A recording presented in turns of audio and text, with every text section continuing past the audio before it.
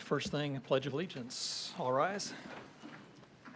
I pledge Allegiance to the flag of the United States of America and to the republic for which it stands, one nation, under God, indivisible, with liberty and justice for all.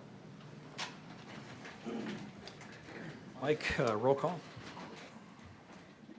Nikki Finelli. Present. Brad Johnson. Present. Craig Melton. Present. Jim Hurst. Present. Josh Fedor. Present. Kendrick Davis. Present. Nick Plopper. Present. All present. We have a quorum. Very good. All right, there is a Planning and Building Department July monthly report online that, if anyone's interested, can take a look at. Approval of the Plan Commission minutes from our July 20th, 2026 regular meeting. Is there any corrections? Hearing none, we have a motion. Motion to approve. It's been moved. Second. Moved and seconded. All in favor say aye. Aye.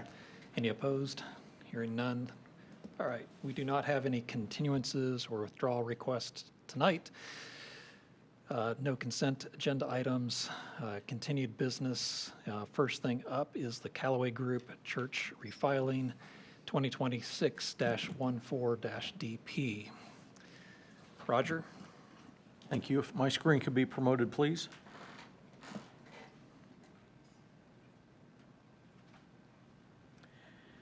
Thank you. As mentioned, petition 2026-14 DP is development plan for a 1,600 square foot church meeting house to be constructed on a 0.60 plus or minus acre parcel. On the screen is the location of the parcel. It's bordered on the south by Oak Street, and then off to the east of the subject site is the entry into the Stonegate subdivision. It should be noted that this site, as well as those immediately to the west of the site, are not part of the Stonegate subdivision, but they are surrounded and bordered by it. The zoning for the property is rural residential 2, and the proposed use is a permitted use in that zoning classification. The petitioner proposes to construct this single-story church and related parking area of 23 spaces. Vehicular access onto the site would be from Oak Street. The meeting house would serve a small immediate area congregation of an estimated attendance of 28 individuals. Services or gatherings are anticipated to occur twice per week, typically on Sunday mornings and one weekday evening. The building will not be used for daily operations, commercial activity, or any large-scale events. Within the petitioner's narrative, the following commitments have been presented. Following 3 commitments have been presented. Number 1, no subleasing or overnight use. 2, no off-property parking. 3, no daily operations, commercial activity, or large-scale events. There are 3 topics of interest. Just want to bring to the Plan Commission's attention.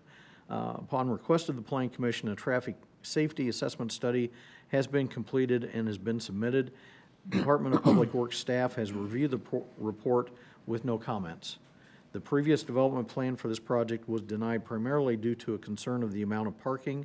This current site plan depicts 23 parking spaces, an increase of 13 spaces over what was previously denied. The petitioner has worked with the fire department to provide the required turnaround area for fire apparatus. This layout has been reviewed and approved by the fire department. Second item of interest is landscaping. An updated landscaping plan is required to show the correct mix of canopy and understory trees along the western property line, and a tree inventory of any existing landscaping along the north and east property lines which may be utilized for required parking. I should note that the proposed plantings do meet the numbers. It's the mix that needs to be massaged and changed a little bit to match what is required of the ordinance. Third item of interest is drainage. Final drainage calculations and designs based upon the final amount of parking approved within the development plan. Those will be provided and worked through with DPW. I have asked DPW again for clarification on the information that has been provided for this. They said that due to the scope of this project also, that they believe that drainage will be, proper drainage will be able to be achieved. And they just pointed out, if for some reason it would not, They would require, come back to, before you for another development plan review if they would have to dramatically change their drainage plans. So, the staff recommendation, staff supports conditional approval of the submitted development plan with the following conditions prior to issuance of building permits. Condition 1, resolution of the outstanding review items identified by DPW in Exhibit 6 of the staff report. Condition number 2, submittal of the compliant landscaping plan and submittal of a tree inventory study if existing plantings along the north and east property lines are to be utilized. And 3, recording of voluntary commitments by the petitioner. The format of the commitment shall be reviewed by staff prior to recording. I'll be glad to answer any questions you might have. Are there any questions for staff? The letter from DPW is dated August 6th. The previous month, we had one from April. Is there any changes between the April and the August 6th? The changes have been, basically, the earlier letter had been sent out to the petitioner. They responded, provided some comments. This most recent letter then is DPW's response to the petitioner's response. Okay, thank you. Any other questions?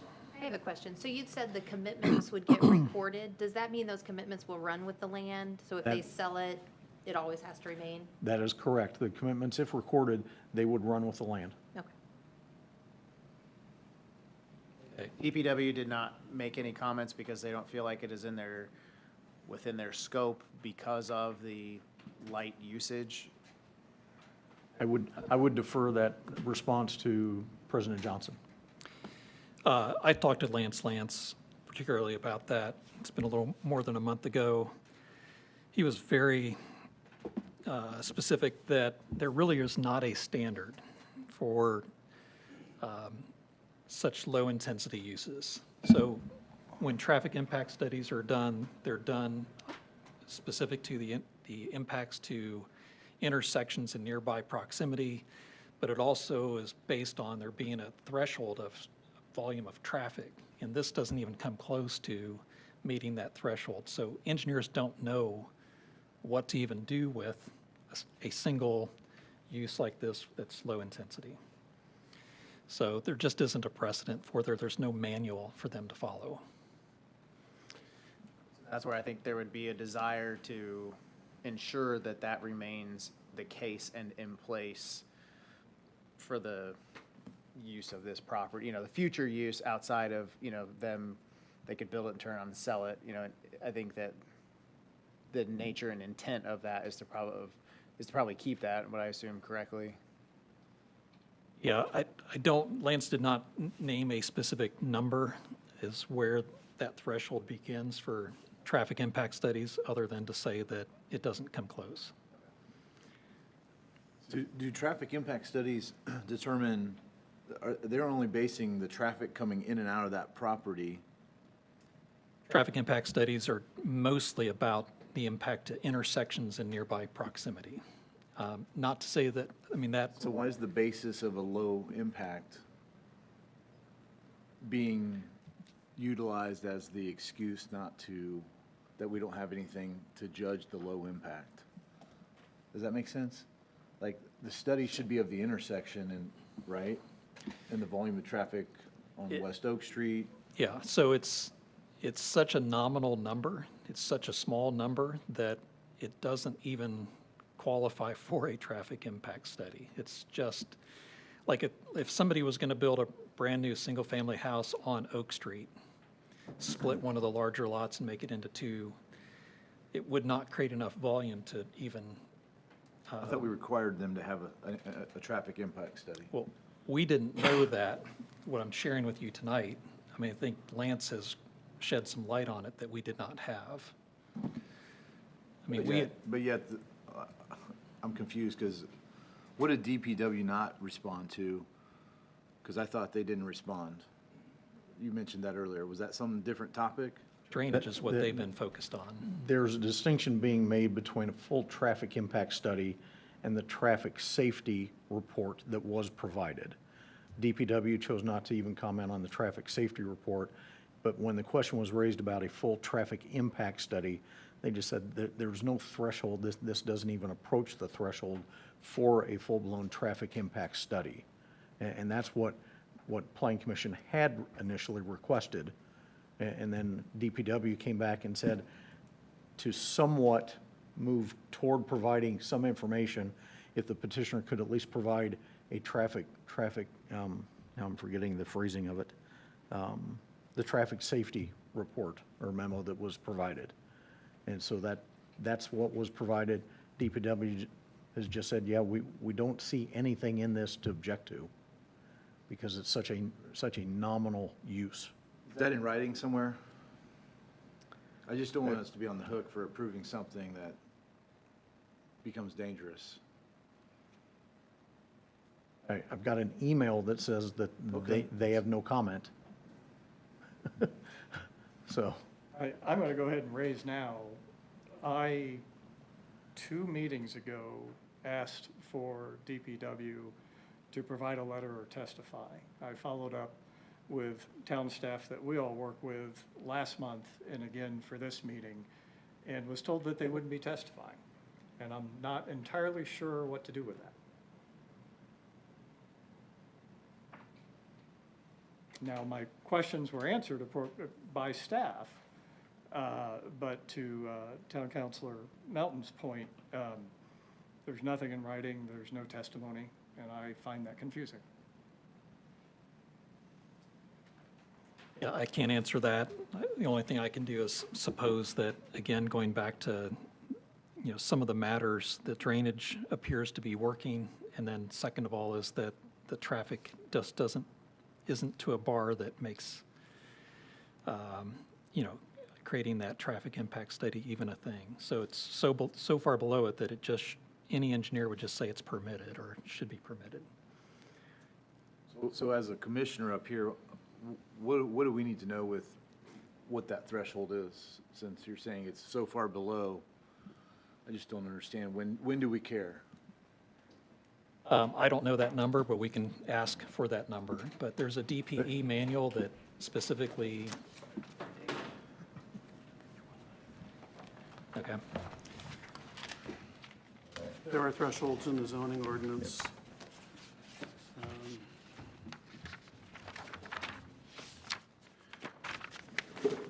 Speak to when it,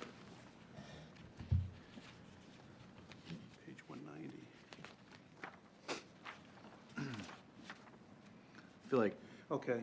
190, section 194.023 of the town code says that a traffic impact study shall be required to be filed with any zone map change, development plan approval, which is the subject tonight, variance or special exception petition when a proposed development meets or exceeds the warrants of the INDOT applicant's guide to traffic impact studies, which says, an example, when a project involves 150 or more dwelling units, 15,000 or more square feet of retail space, 35,000 square feet or more of office space, 70,000 square feet or more of industrial space, 30,000 square feet or more of educational space, 120 or more occupied rooms, 46,000 or more square feet of medical space, or any mixed-use development which generates 100 or more peak hour trips in the peak direction, or as requested and justified in writing by the building commissioner. So those are the thresholds in our own ordinance. So when it would be required, but not necessarily, I mean, you can request it for something lower, just I not could. require. That's right. There still is a engineering manual that those are conducted based off of, and we're not near that threshold. So an engineer would not even know what to do with a number so low as what we have in front of us. So the number of parking spaces, we have 24 spaces, and if all those cars are lined up to make a turn left into that on an area of Oak Street that does not have a path on the right for those cars to pass, I have a hard time envisioning that not having an impact on the flow of traffic. That's just my own personal observation of it. It's not that I have any kind of statute to hang my hat on. It's just that, to me, I see 2 cars in that intersection going into the neighborhood, and sometimes it can back people up as they're trying to get around. I don't know that there will always be 24 cars trying to get in at the same time, all coming from the same direction. So I'm not implying that that's the case. I do see that there is an impact, whether or not statutorily it's required or not, to provide that study. Roger, would you take me through, and you sent me a nice email on it today, but the sight lines and how, whether or not the site is compliant on sight lines? This is not traffic study, this is visibility exiting the property. How that determination was reached and who reached that determination? Whenever you have an intersection of either two streets or a driveway and a street, there's an area that has to be kept clear called the vision clearance area.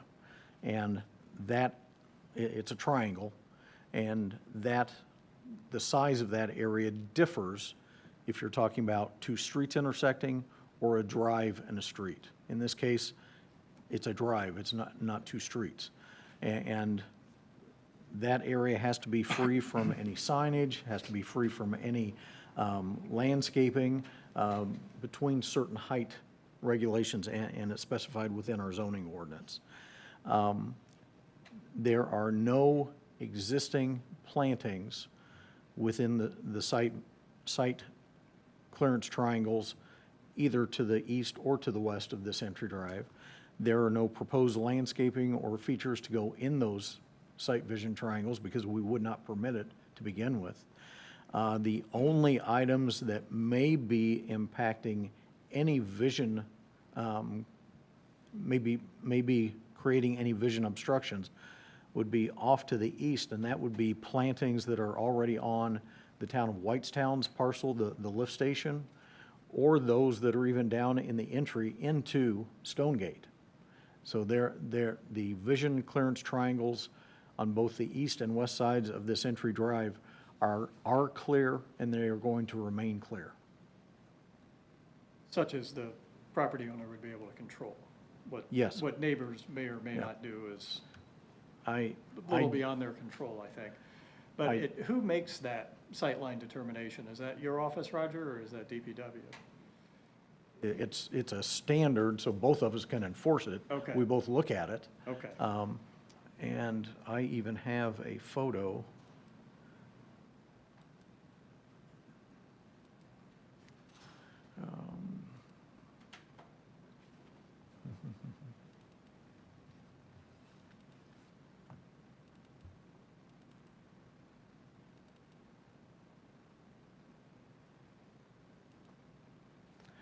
So the driveway into the site will be right through here.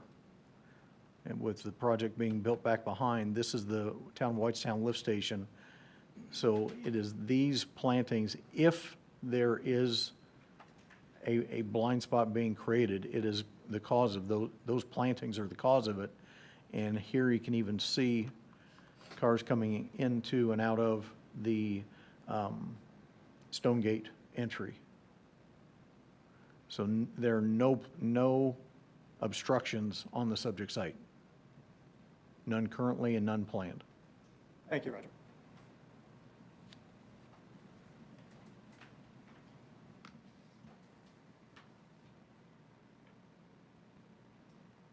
All right, further questions for staff?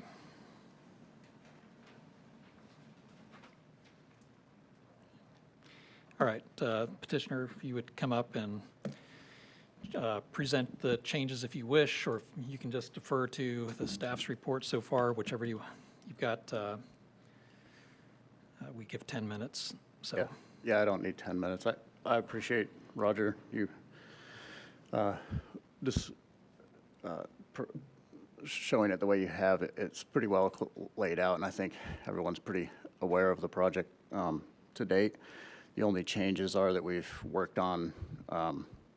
First, I want to thank you for allowing us continuances to bring a traffic study and safety assessment to you, as well as the drainage calculations that were requested. Those professionals, I wanted to mention that they are on tonight, so you can ask of them any questions as well. from a drainage standpoint, or the Galloway, the traffic study professionals. I wanted to answer, Nikki, your question regarding 24 cars lined up. The reason we've got to 23 spaces currently is because we had too few spaces, which we were trying for, which was 6 to 10. That's our anticipated load, so it wouldn't be 24 backed up. We were at 23 because that's what we've had to get to. The other thing is, I just wanted to point out, there's been a lot of favor written in regards to this. I've gone door to door along Oak Street and gotten 10 of the neighbors that access onto Oak Street there. I think, Roger, I shared a picture with you. I don't know if you could share that on the slide. Yeah, so this is 7 of the 10. There's 3 more to the west, but these are all neighbors that access Oak Street. They are acutely aware with the traffic along Oak Street there, and they have all signed in favor of the project and happy with it to move forward. The neighbor directly next to the project, Robert, he's very happy for it. He's the one that's requested us to put a row of trees between our property. And I would like to request your favorable approval tonight to move forward with the project, and happy to answer any questions you have. Great, thank you. Oh, yeah, state your name again for the record, if you could, Yeah, please. sorry. Louis Samuels, 8345 East 500 South. Great, thank you. Zionsville. I was going to open the meeting to public comment and limit that comment to only the features, to features or information that has changed since our last hearing on the matter. Is there anyone here tonight that would like to speak in favor or against the project? Jody has taken a look at the sign-in sheet.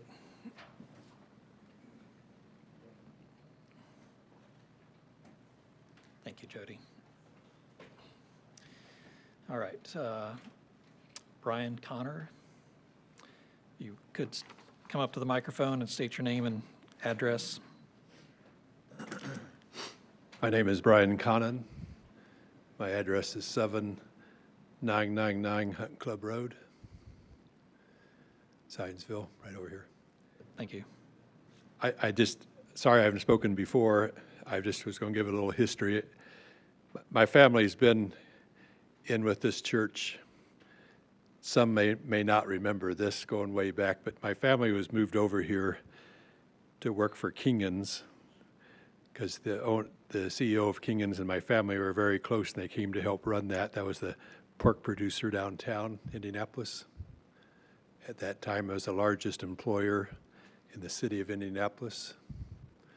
1900, that they did $100 million of business. Our first church was built in 1879. We've never deviated. Some would know on this board that what we have for our main church is the old Luna Mare property, but everybody probably would remember that.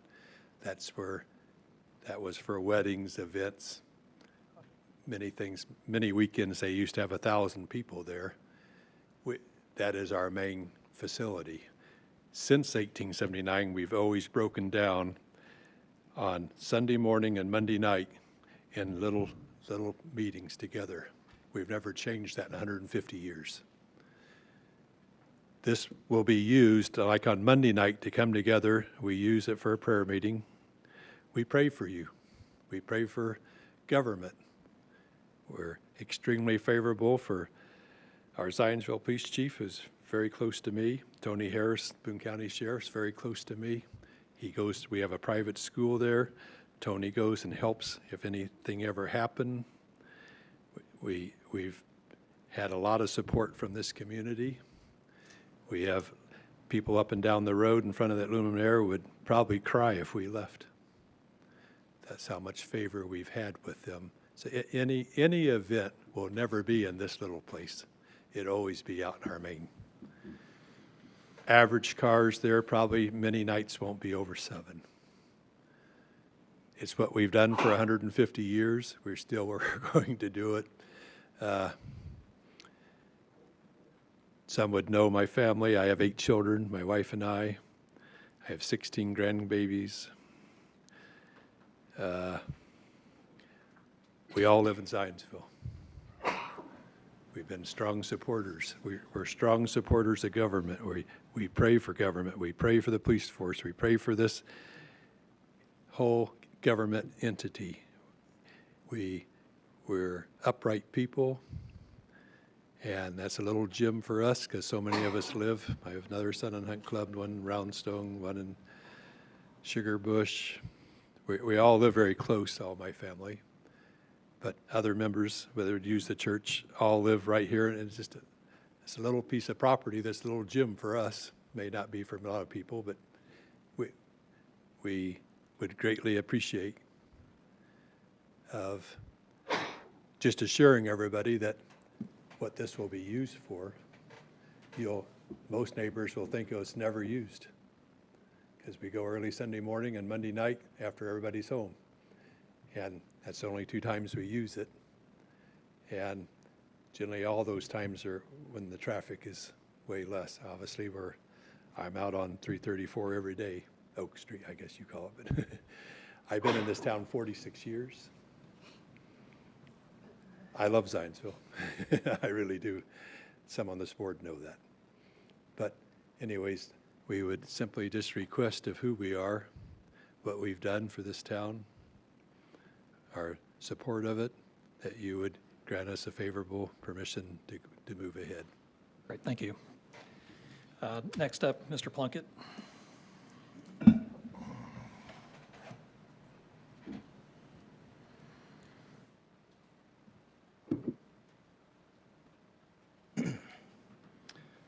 All right. Good evening. Members of the Plan Commission, thank you for your service to the town and for the opportunity to speak this evening and address this body. My name is Jason Plunkett at 6725 John Station. I come before you today as a resident and also as town councilor representing my constituents in District 2 concerning this matter.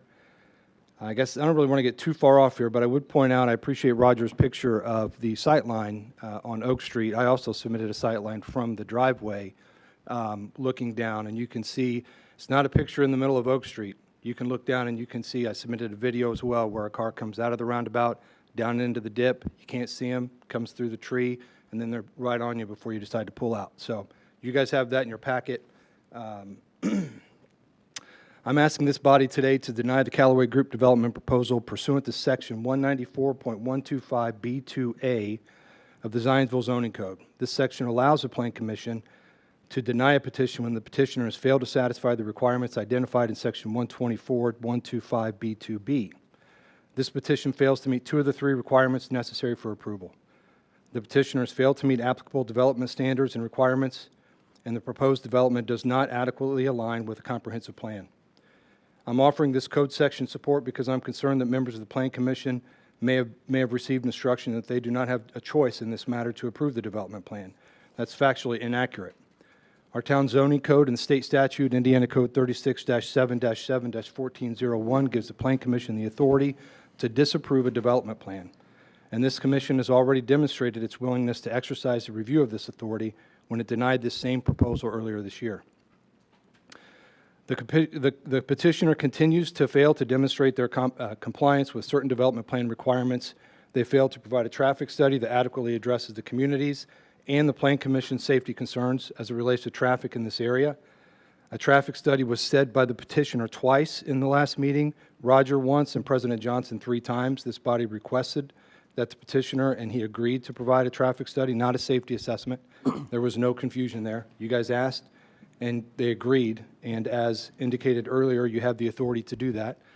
There was no confusion between traffic study, which would contain traffic counts, incident reports, line-of-sight concerns, as well as road design, and that between a safety assessment, which simply is discussing the parking lot likely not backing up onto Oak Street. One of the 8 incomplete portions of this petition involves DPW. That was 8. One of the 8 incomplete portions of this petition involves DPW's concerns regarding water flow and drainage and the potential effect on the surrounding properties. Having lived at the neighboring property, 7650, I know firsthand that drainage in this area is real. The grade is not sufficient. The grade is not sufficient in certain conditions to prevent water from backing up into the neighboring front yard. Recent rainfall demonstrates that concern. I have a photograph from this weekend showing significant pooling of water at 7650, the neighboring property. These are not simply issues that should be deferred until after approval. If DPW has identified outstanding requirements or concerns necessary to evaluate this development plan, those matters should be adequately addressed before the Plan Commission grants approval, not afterwards.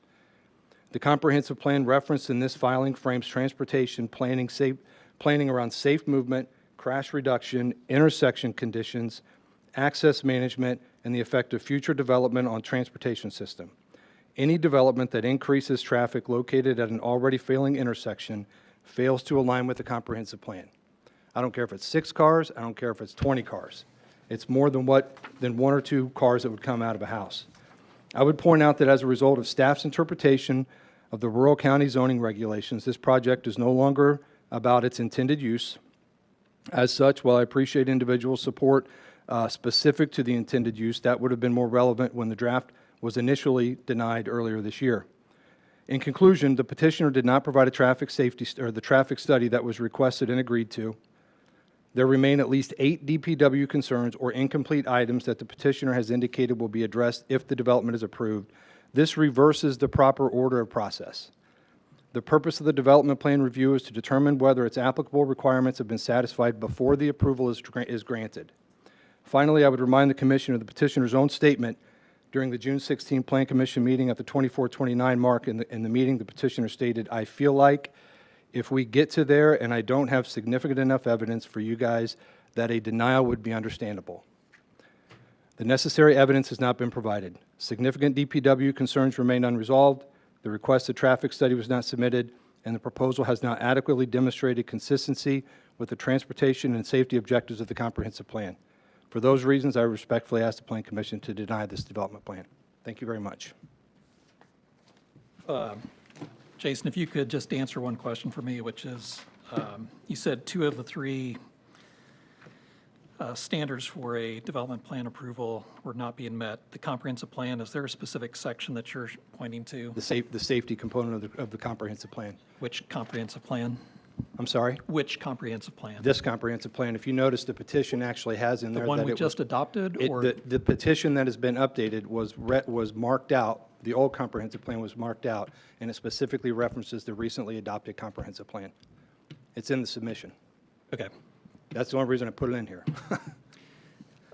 What was the date of the comprehensive plan's adoption, and what was the date of application? The submittal preceded the adoption of the current comprehensive plan. So legally, we have to use the old comprehensive plan. The old comprehensive plan references safety as well, but if that's the case, then legally, this particular petition is inaccurate because it is crossed out and references the recently adopted comprehensive plan. That's exactly what it says in the petition.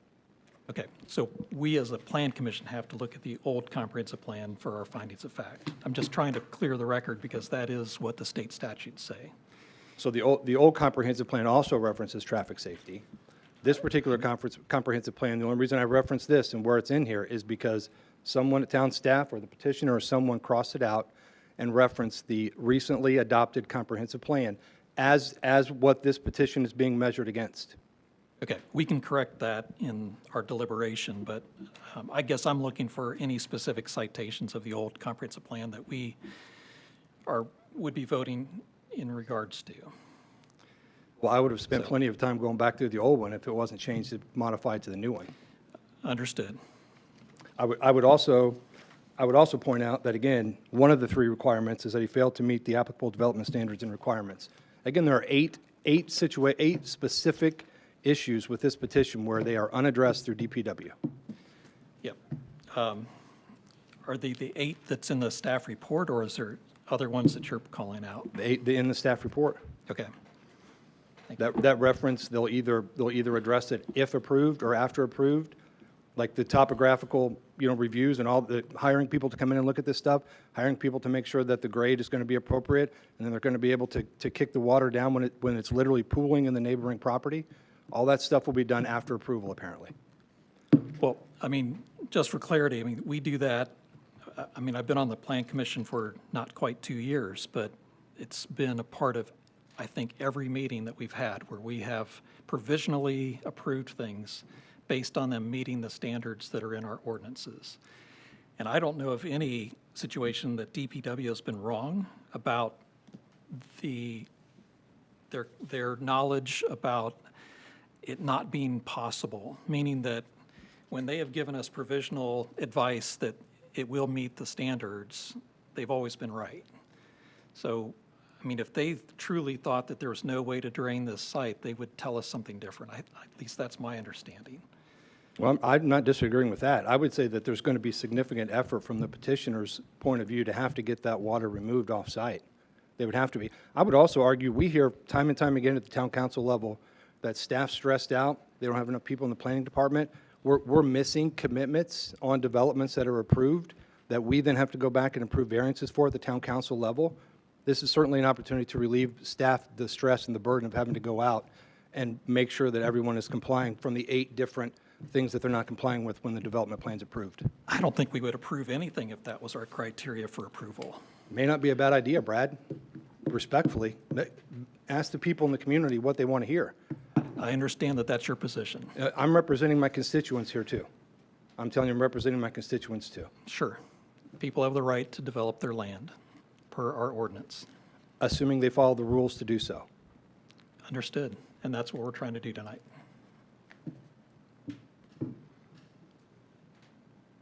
Can I ask Mr. Plunkett, is this one of the pictures that you took? Is this one of yours?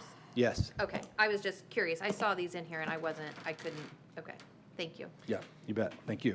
Dan, there's been a few legal kind of matters that were brought up with our last presenter. I know you've done some research on what are the grounds for denying a development plan approval. Could you go back over those for us, please? Yeah, there are 3 factors. They're laid out in your staff report. And again, although it is a ministerial approval, and by that it means that if the factors are satisfied, then you lose discretion. The commission has to consider the 3 factors that are listed on page 5, which is, again, whether the proposed development is consistent with the intent and purpose of the comprehensive plan. I do agree that under the vested rights law that the petitioner is entitled to have their petition heard. Regarding that one item, I'd just like to draw your attention. There are 2 paragraphs under finding number 1. Paragraph 1 deals with the land use plan that was approved back in 2010. The second paragraph deals with the recently adopted comp plan. So I tried to address both situations. Yeah, the intent and purpose of the comprehensive plan, and so that means you have to line up the intent and purposes of the comprehensive plan and see whether you're satisfied that the current development plan in front of you satisfies the intent and purpose. Secondly, the proposed development has to satisfy development requirements specified in the zoning ordinance. And again, your staff has made a judgment that the plan does satisfy development requirements. Again, I think that, you heard tonight about the wisdom of granting conditional approvals. I think both Mr. Plunkett and Mr. Johnson are correct, even though they don't agree. I think that it is very common for plan commissions to decide what they think is important and decide what has to be done before and what has to be done later. So I don't think anybody's wrong there. I just think that your focus should be, our ordinance says you have to have certain landscaping. Do they comply with that? It says you have to have certain lighting, certain setbacks, all kinds of development standards. And then the third factor, which is kind of a catch-all, talks about whether the development plan otherwise complies with the development standards. and requirements. So this usually gets into, you know, are there any subdivision control ordinance issues, drainage ordinance issues, any other things that need to be done? I would disagree, though, with one thing. I think it's an oversimplification. It would be incorrect to say that anybody has been told they can't say no. Now, I do, and I've said it before, and I'll say it again, you cannot consider the religious use. Okay, I've said that, you've heard me, and there's no question about that, that's federal law. Now, setting that aside for a minute, the fact this is a church, and going back to the development plan, you're supposed to weigh those three criteria. If you find that the three criteria are met, so if you agree with staff, then you have no choice but to approve it. If, however, you find that those factors are not satisfied, then you can deny it. So let's just clear the air on that. I think it's misleading to say otherwise, so we just say that. And we say that in your training, and I think that we've been pretty consistent about that.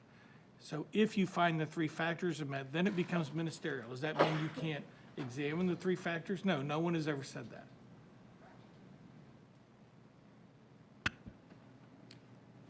I have one other question for you, Dan. So when this was denied, or in the previous, I think it was at the end of last year, we had one finding of fact that was the basis for that denial, and that was the quantity of parking. I don't know of anything else that has substantively changed other than they have added more parking. So because we have already been on record as to say that there was only one finding that resulted in that denial, are we in jeopardy by ignoring that tonight? No, I think, no, I agree that the concern, the main concern was parking and the inadequate level of parking, so that parking has now been added. But the commission's job is to look at every case each time it comes before them. You're not governed by that prior decision at all when you consider this case. You get a fresh look at it. You know, there could be a number of things that are different. Obviously, when you enlarge the parking area, you change the drainage, you change the landscaping. So I would encourage the commission to look at it fresh, even though there's context. Look at the case in a fresh way. That's your charge. And I think when we discussed it before, it was safety was the issue, and we thought the maybe potential solution would be parking to a safety concern. But I think ultimately it was a safety issue, not so much that we were honing in on parking initially. That just happened to be one where we maybe landed, but I do think it was safety. I think that was expressed at your meeting, but the findings focused more on the other. But Right. yeah, I remember you, you received public comment about that, and you also discussed it. But again, I don't think you're bound by that discussion. I think that you're required to take a fresh look at it. All right, at this time, I'm going to close the public hearing. Oh, I'm sorry, yes, you have time for rebuttal, thank you. Sorry, yeah, I just wanted to respond to one allegation made that we didn't provide an adequate safety study, traffic study. I think we, if I'm not mistaken, Roger, Galloway, the safety company, worked directly with the town to provide what was asked. But the allegation was made that the petitioner has not provided that. Can you clarify? Following the meeting where the Plan Commission requested a traffic impact study, planning staff got together with DPW because we knew that we needed to provide clear direction to the petitioner as to what they needed to provide. It was at that point DPW informed us that you're not going to get a traffic impact study for a project of this size. It doesn't meet the thresholds that have already been discussed. And so at that point, it was like, well, we need to have something. We have to have the petitioner present something because the Plan Commission has requested it. And what was generated was a traffic safety memo or the study that's been done. And so that's what the instruction was, not only to the petitioner, but to Galloway when they contacted us as to what are you looking for in this study? And so what DPW requested was relayed to them. What was requested was provided. Yes. Okay, thank you.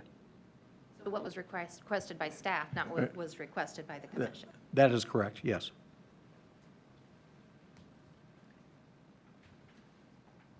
All right, at this time, we'll close the public hearing.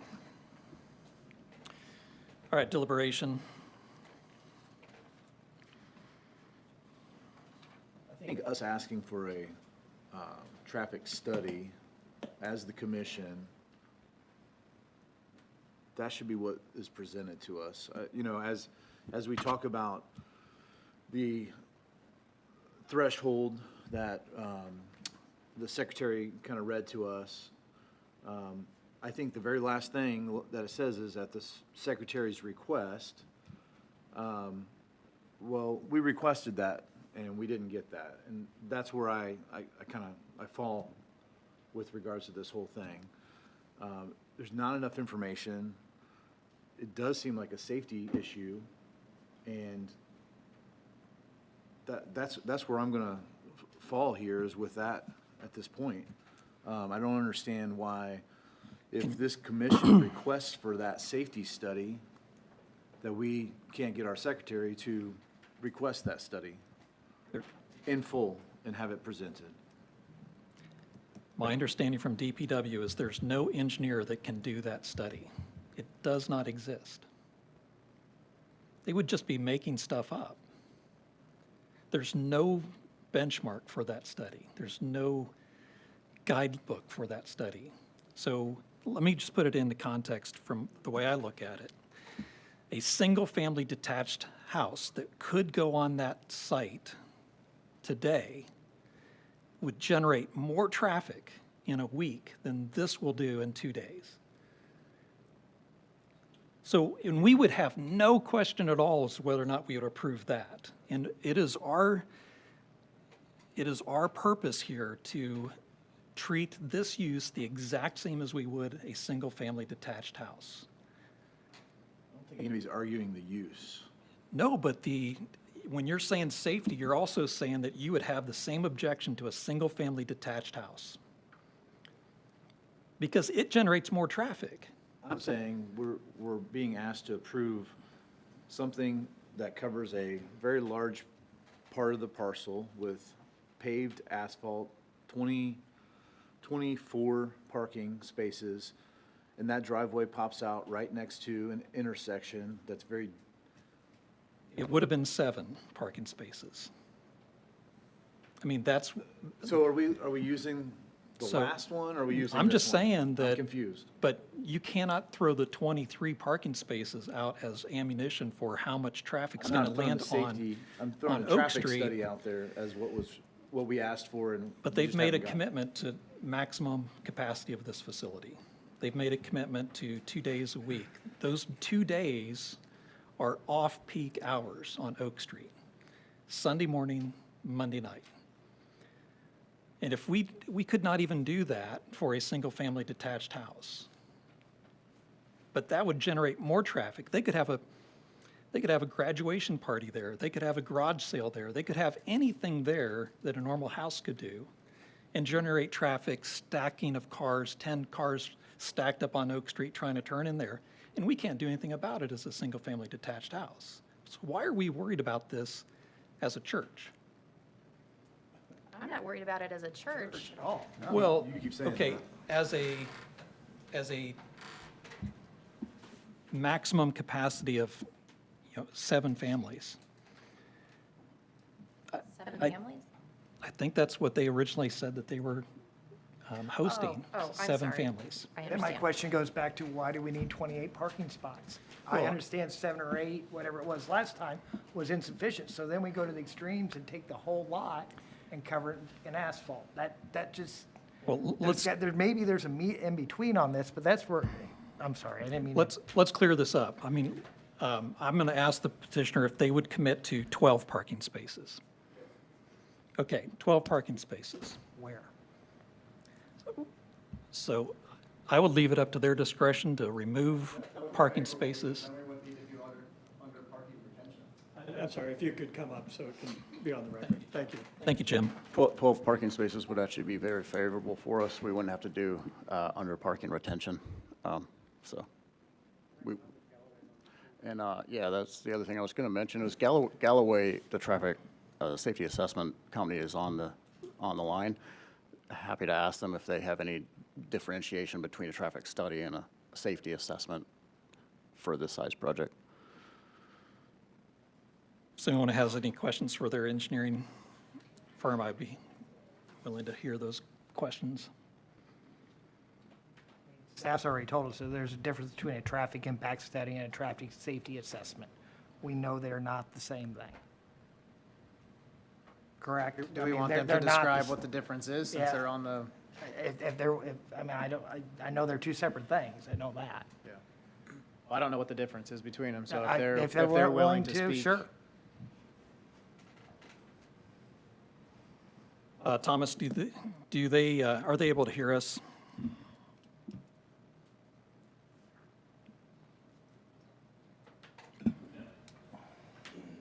Are they on the line? Are they on the line? Callaway Engineering? Oh, Galloway, sorry. Okay, if you want to try to reach them, I don't know if you have a way to reach them. What his name is. There is a link. They can join this meeting. So if we go down to 12 parking spaces, that grants a lot more space on this site for drainage. And I think that DPW's opinion about whether it will drain would become even greater. You would have to assume the less asphalt, the greater it's going to drain. That affect the fire engine and fire department compromise that was spoken of earlier? You would assume. Obviously, the layout of the parking area would need to be adjusted, and we would need fire department to sign off to make sure that they still have adequate room to turn around and maneuver their apparatus. I would have to think that it's going to be the same for a single-family detached home. I mean, it's the same size as a single-family detached structure. I can't imagine they wouldn't be able to accommodate it. But we can put a condition that it meets fire. Is that a significant enough change that this has to be just resubmitted with the lesser spots, since we have to go through that process again? I think that if we make a conditional approval that they need to meet that and they don't, then they are automatically denied. Is that But we've asked correct? for other things that have been conditional, and we're just being asked to approve it conditionally upon all these other things, that when it goes to staff, they can approve it, but again, it's not what we asked for. So we're really just delegating that, our opinion on these things to staff, when that isn't always apples to apples. Yes, I need more specifics as to what Well, would be the concern.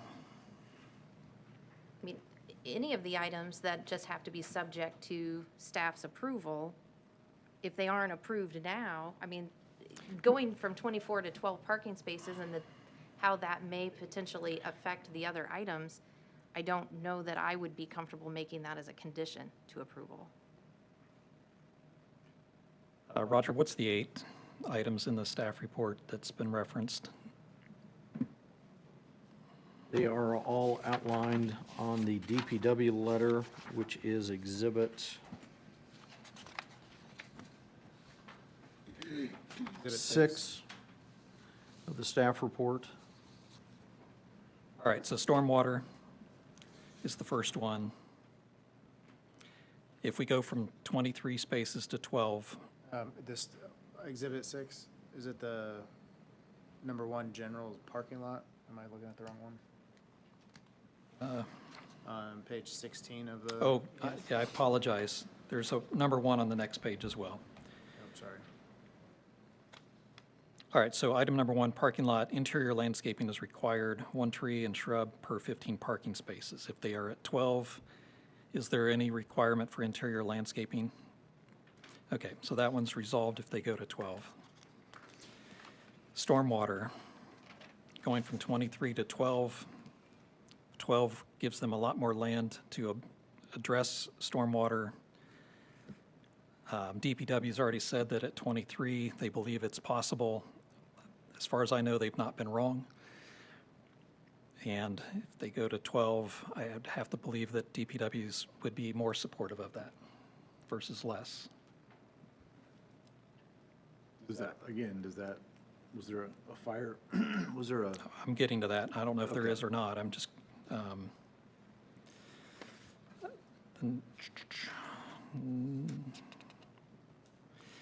the next item looks like it's typical cross-section for drainage swales. Roger, if I'm off on this, let me know, but I'm just kind of scanning this quickly. Items 1, 2, and 3 are all stormwater. And 4 goes to cross-sections for the drainage swales. That is a pretty minute detail as far as what the slopes will be, what the width will be. Is that fair to say, staff? And you're talking about a DPW letter Okay. that we did not author. It's DPW. If only they were here.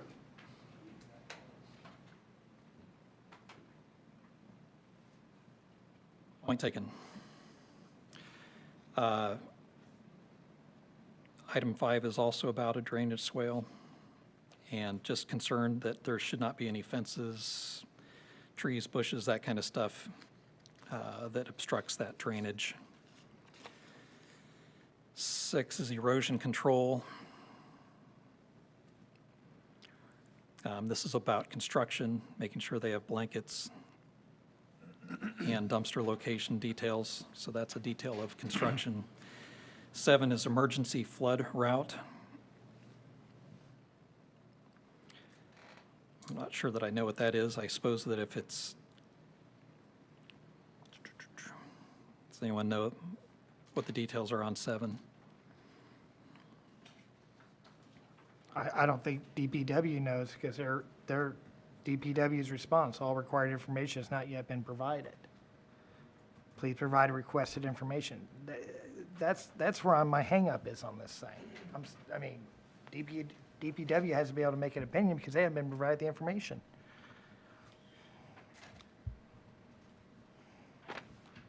So that, when we first started, when this was first brought in and introduced as a new submission, that was one of the first comments that I had about this is I don't understand why we were even hearing it due to the incomplete nature of this. And so in an attempt to try and fill some of these gaps, we've tried to request information. And so that's where it's hard for me, not being on staff, dictating what we can and, cannot review or have on our docket. It's up to staff to, I think, present to us full, complete projects. And so, I don't know, I feel like this wasn't it from the beginning, but the tough part is we're all the way here now. I feel like we've requested from street department and have crickets. We've requested DPW and have crickets as far as anything substantial, anything we can, an email, some type of point of contact. So now it's hard for me to not necessarily trust that these things will be done, but what does this even look like and what are we approving tonight? Are we approving just a use here? Or if we're approving a development standard, there are no standards because we don't know, where's the building going to be situated? If we're minimizing, parking spaces and reducing those, if we're talking about in and out for fire, are they going to need a straight in and out? Which way is the drainage going to go? Where's the building sit? So if we approve this tonight as an incomplete package that it still is, is what we're seeing on the screen right now anything close to what will be there, or is it appropriate? I'm sorry, the things that are DPW are requesting, does that have a major change to what is being presented to us tonight? Want me to respond? Yes, that's okay. From what DPW has told me, no, that the outstanding information, when it's provided, presuming it works, it would not impact the layout of the site as presented to you tonight. Okay. Perfect, thank you. The location of the structure is not changed with any of the changes that we've asked, or even from probably the original that we denied. Right. Yeah. Quick question. So I'm looking at that drawing right now, and it seems like they left out something in particular, and we've seen photographs. They did like a tree inventory of the trees around it, maybe the Stonegate trees and the property there, but didn't we just see a photograph of trees in front of the wastewater lift station right here? But they failed to put those in the drawing, and I'm just curious why. There's no need to have those trees on there. That's not part of the site. And I understand that, so why, is there any reason to have the trees along the side of Stonegate?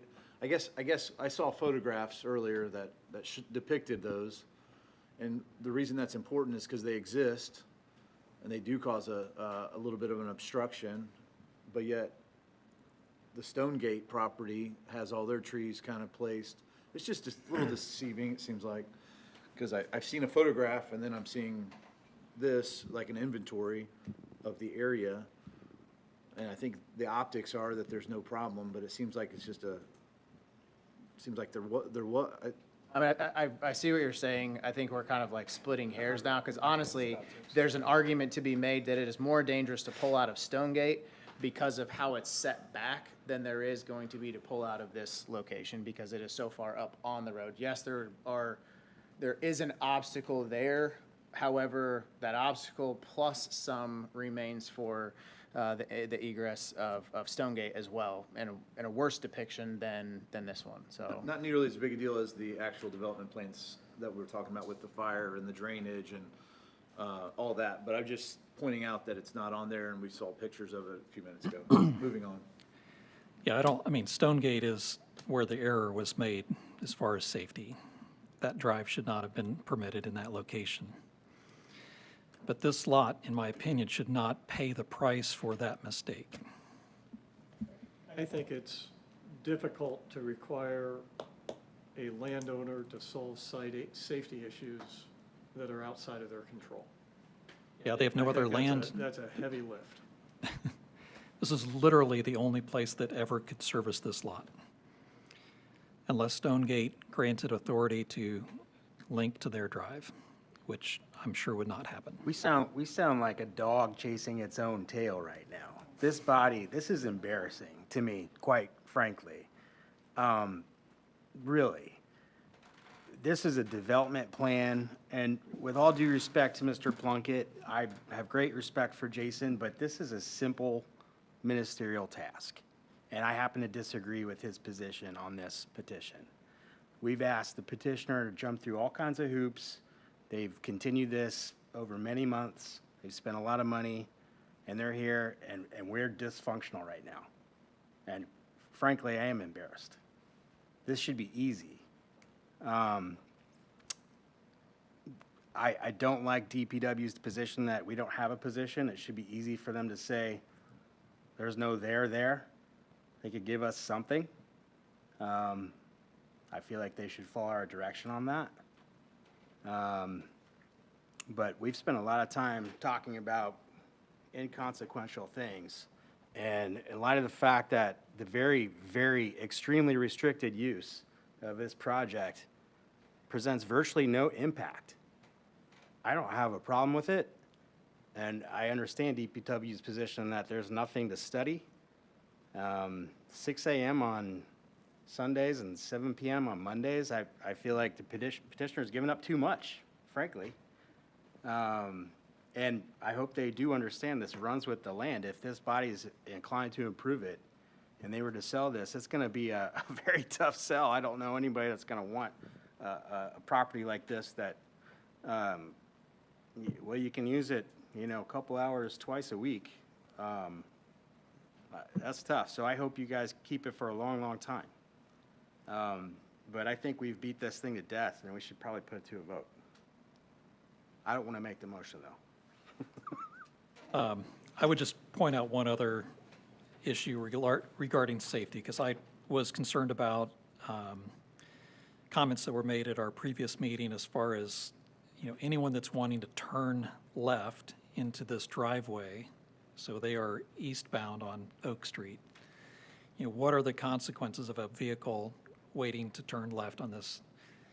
So I drove out there, headed east, put on my turn signal for a driveway that doesn't exist. And I sat there for over a minute, and car after car after car was able to pass me on the passing blister that's already there. They are on asphalt. They're not going into a shoulder, gravel. They're not going into the grass that's there. There's plenty of asphalt there for cars to go around. Brad Now, said- if there's 10 cars there, there's not enough space for cars to go around, for sure. Is a blister lane to the right there, is that a legal The blister, way to pass right there? Is that legal? I've been told two different things. Yeah, the blister is yes. If it was just a shoulder, then no.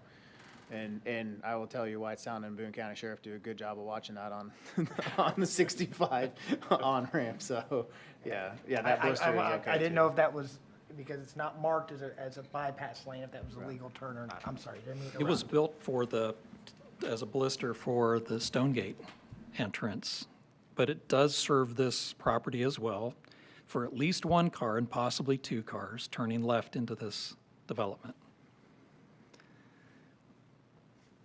I'm certain of that. And so if you've mentioned a certain number of parking spaces, and that number was, I offered 12. okay. Does anybody have objection to that? You plus, minus? You're talking about a 50% decrease in parking on a development plan that drastically changes everything about this project. I feel like I don't have enough information in front of me to vote on 12 parking spots. We've been presented information, complete or incomplete, on 24 right now that we're questioning. Now we're going back to 12. It's a moving target. I don't know. I don't know if I have the information in front of me right now to vote on 12 parking spots. And that's the downside to this petition, is that it came to us with those DPW remarks unsatisfied. And so I don't know that, A, I don't think we can continue this, and B, and correct me if I'm wrong, but B, I don't know that if we say there are 12 parking places that we get any new information based off of what's been presented to us. Right. I don't know the answer to that either. But the information I have provided for me right now is for 24 parking spots. Let's vote on that. Okay, so Yeah. I see two ways to go about it. One is to approve what they've proposed, what's in front of us. I think that that's personally, I think it's a worse scenario in that drainage is going to be more difficult, and we're going to have an invitation for greater uses for that parking lot in the future. Like, there will be possible, if they sell it, if it becomes a single-family detached house, which is, I think, what they've designed the structure for. I heard that in one of their presentations. So a single-family conversion, now they've got all this asphalt out there. Now, what's that going to be? Is it going to be a contractor that buys it and they're going to put their equipment out there thinking it's a great place for it? It's gonna be an enforcement issue. But they're allowed to do that. So Allowed to do what? So if you own a business and you have 2 or 3 vehicles, you can park them out there. If you have equipment, you can park it out there. It's a single-family house. You're not running your business out there. You're just having your equipment that's there. We have that in our town right now. So do you think there's room in this to allow for, if we want to vote on it as it is, but allow flexibility to remove parking spaces as needed for drainage with no less than 12 spaces that they've already agreed to? Possibly. I mean, I think we could make a motion that one is that they meet the DPW requirements. And if you want that to come back to us and have a review of it as well, I think we can do that. But also we could provisionally request the reduction to 12, but that needs to come back for the Plan Commission to ratify and just kind of double check that the site plan makes sense. So it does mandatorily bring it back to us for that review. And I agree that with Josh that it would be great if we could look at a scenario that what does 12 look like, or even 14, whatever. Just I think we also need to address the definition of large-scale events. I agree. And the number of people that might consist of. Perhaps petitioner would be willing to put you a step up to the limitation mic? on the number of people. Is there a fixed number that you could put a cap on the term large-scale events? You're made a commitment to not have large-scale events. What would that number be? I think what we came to was it would be the number that the fire marshal would allow in the assembly there. However, like Brian had alluded to, for 150 years, this church with the same name has met in the same way, Sunday morning and Monday night, with less than 30 people, because every person present takes part, which it allows for too long of a period if there's any more than that. So whatever you feel large-scale number is above. We could certainly, I mean, I'd prefer you offer one versus us dictating one to you, or I don't know kind of what's. Don't you think the staff should come up with that, since they're the ones that are gonna be enforcing that at the, they're the ones that are gonna have to be. It's a pretty small building. I would think that, based on the square footage, I think, Kendrick, you looked into it or gave us some numbers at the January hearing, and it would allow for like 99, or it was right at 100, based on what you had looked up. And I But think it would- now we're limited to parking spaces, as far as now, I don't know if we can park a school bus in all 12 spaces, but I agree, though, I would not allow a government entity to designate to you the number of people you're allowed to have on your property, so I would. Other than maybe the fire marshal. Well, other than the fire Yeah. marshal, but. So that's what I assume would be the number of a large-scale event, what the fire marshal would allow in the assembly area of the building. Another thing I would point up, working with the fire marshal to turn a apparatus around in that, reducing it to 12, we would just need to configure it around allowing a T-shape that the fire marshal will approve. He has approved this drawing. And there was another comment made that drainage has not been satisfied. I did have a conversation with DPW on Friday, and we have delivered topography showing that it's a 12-foot drop to the west, 200 feet. And there is drainage culverts under 2 driveways that need to be cleaned out, and that will allow for sufficient water flow. And those need to be met. The DPW also said that we won't be able to pull permits to build the building to move forward without them signing off on it. So if that gives you any comfort, the DPW will be satisfied before the project moves forward. We don't have a fixed number there. Nick, do you want to offer one, or? Well, I heard 30 come out of petitioner's mouth, but then I heard a building capacity of 99 or 100, so Significantly different. that's a big difference. 30 for the last 150 years, but. Is there, If they can fit 100 people in the building, then, it's gonna be a bunch of full cars in the parking lot. yeah, I mean, if you've got 12 spots, even if you had 5 people in a spot. You couldn't get 100 people in there if we're going to have a no off-property parking. I mean, it's just not even a realistic number. Is there precedent at any of your other facilities of kind of an event that's, you know, what's the maximum number, anything equivalent to this type of a site? And both of our other facilities here in Indianapolis have a fire marshal number on the wall in the facility, in the assembly area. The total congregation within Indianapolis of this church is 101 people currently, but we do all meet at our facility 5 miles west, which is a 21-acre site with multiple buildings, and that's where we would gather. Okay. So if we put a cap using, you know, Nikki's math, 12 spaces, 4 people per car, 48, is that a reasonable number? So 48, sound okay to you, Nick? I think Nick's point is that it's just a undefined term. And it's going to mean something different to one person versus another, and it's just better for enforcement to have a fixed number.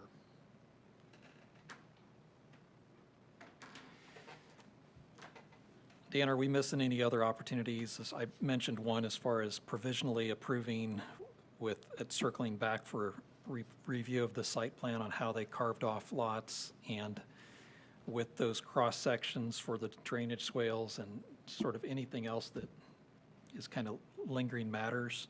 No, but I'm glad Nick brought up that language, because now staff has a concrete standard they can enforce, so that's a good idea. Okay. So I guess what I'm saying is that we can provisionally approve this and have it circle back to us with the details that Josh was asking for. The commitment can be changed to specify that 48 is what we mean by a large-scale event. Any of the drainage swale DPW matters could be resolved, and we take a look at that. And if DPW is wrong about what they say can be done on this site, then it wouldn't move forward.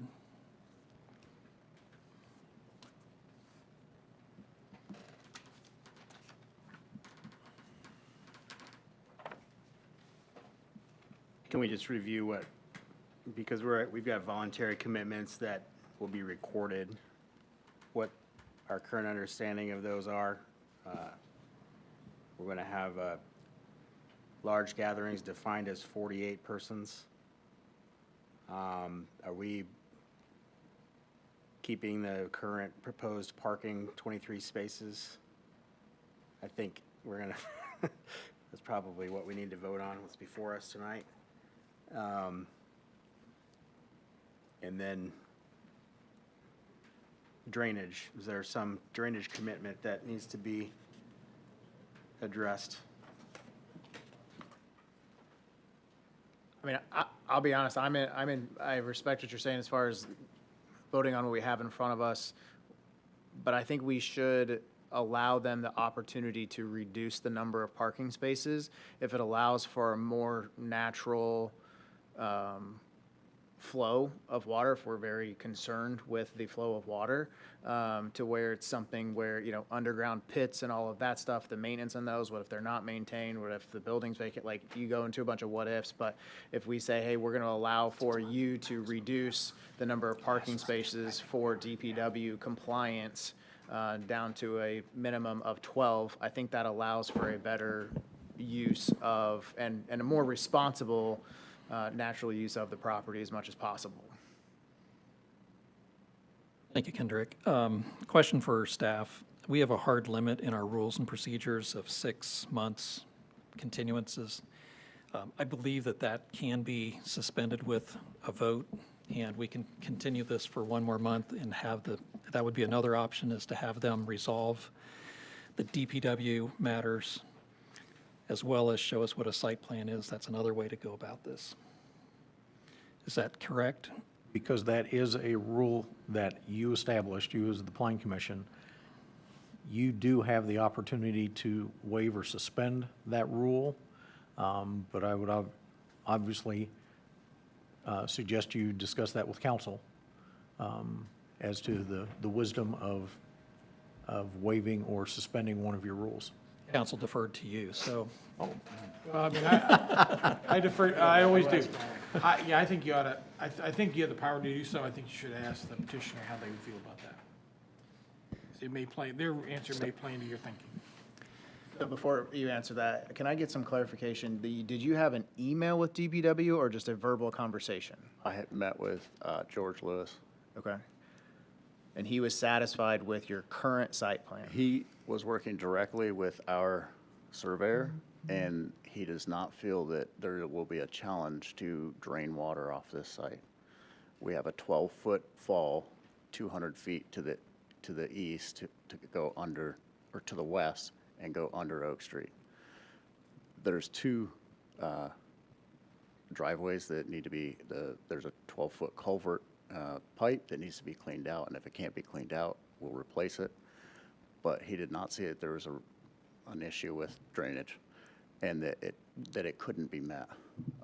Similar to what Mr. Johnson has alluded to, I don't think that they would have a difficulty coming to an agreement on drainage.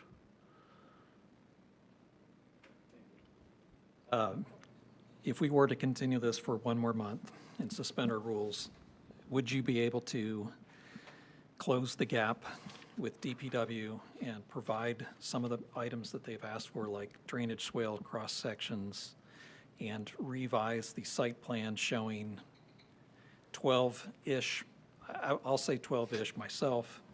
If it takes 14 to satisfy the fire department, I would be okay with that as well, personally. We do have to make sure the fire department's on board. But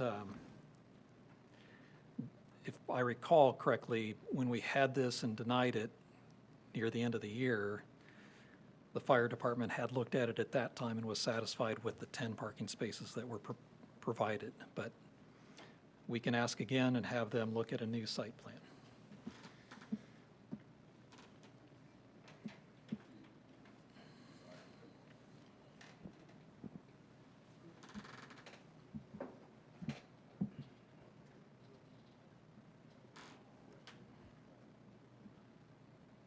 I mean, based on the plan that we're at now, can we not get approval tonight based on, I mean, we can't pull permits to even move forward with a project without DPW being happy or signing off on it.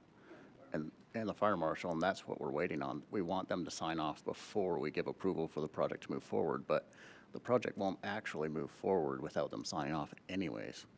I think the question that Josh Fedor had brought up is that we would like to be able to see the site plan and where you're shaving off those parking spaces. I know you've got some along the left side, the west side of the parallel parking spaces there along the drive. I mean, that's the easiest ones to possibly carve out off. Right. But where would the other ones be carved off? The west side would be the most ideal to carve off because that's the direction that the flow of water is going to go, and creating a swell right there in place of those parking spaces on the west side. So that's 6 spaces there.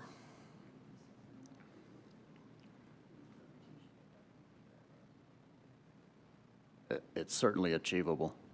I request your favorable approval tonight, subject to DPW's providing you the detail on the backside, but another public hearing, I feel is unfair to this project. Josh? If I may remind the board of one item that's come up in previous meetings when we talk about continuances for a month. Truly, that is not giving the petitioner another month to prepare documents. They really would only have, the revised materials would be due most likely September 1st, which is 2 weeks, essentially, to be able to generate new materials to then get them back into staff for staff to review in preparation for the next Plan Commission meeting. So even though we're talking about continuing it a month, that is not giving them a month to work on things.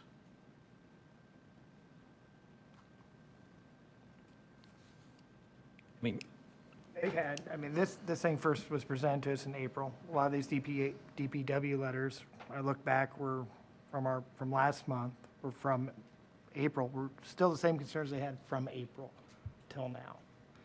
I would think some of these things could have been resolved by now.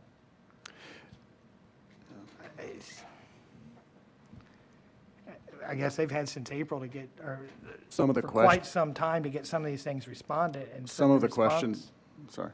The responses were, there's, DPW says, as of August 6th, the response does not address the concerns noted. I see that more than once on this list of DPW concerns, so. Some of the questions are not answered because it would require engineered drawings, which are plus 20 grand. If we had brought engineered drawings to this meeting and spent the 20 grand, and then you reduce the parking lot size to 12, we would have just thrown that 20 grand away because we would have engineered it for this. So hence DPW also saying we can agree on drainage if the project's approved. If the project's approved, then go and spend the money and we will, and get it to a point where we can sign off on it. Does that make sense? It does, but Thank you. at the same time, I'm looking at these, that there's several of them that are, well, if we get approval, we'll address that. I understand that there's a cost to address those concerns, but well, I think we could all envision the 6 parking spaces on the left side, the west side, the 4 parallel parking spaces, and there are 2 perpendicular parking spaces. There's a 7th that has an X through it. I assume that that's not a parking space, or is handicapped possibly. Nope, that's not handicapped either. And I eliminating believe it's the van access for the handicap. Okay. And then we could put X's on the 2 northern ones and just shorten the parking lot to the north. That takes 8 spaces out, takes them down to 15. We can vote on 15.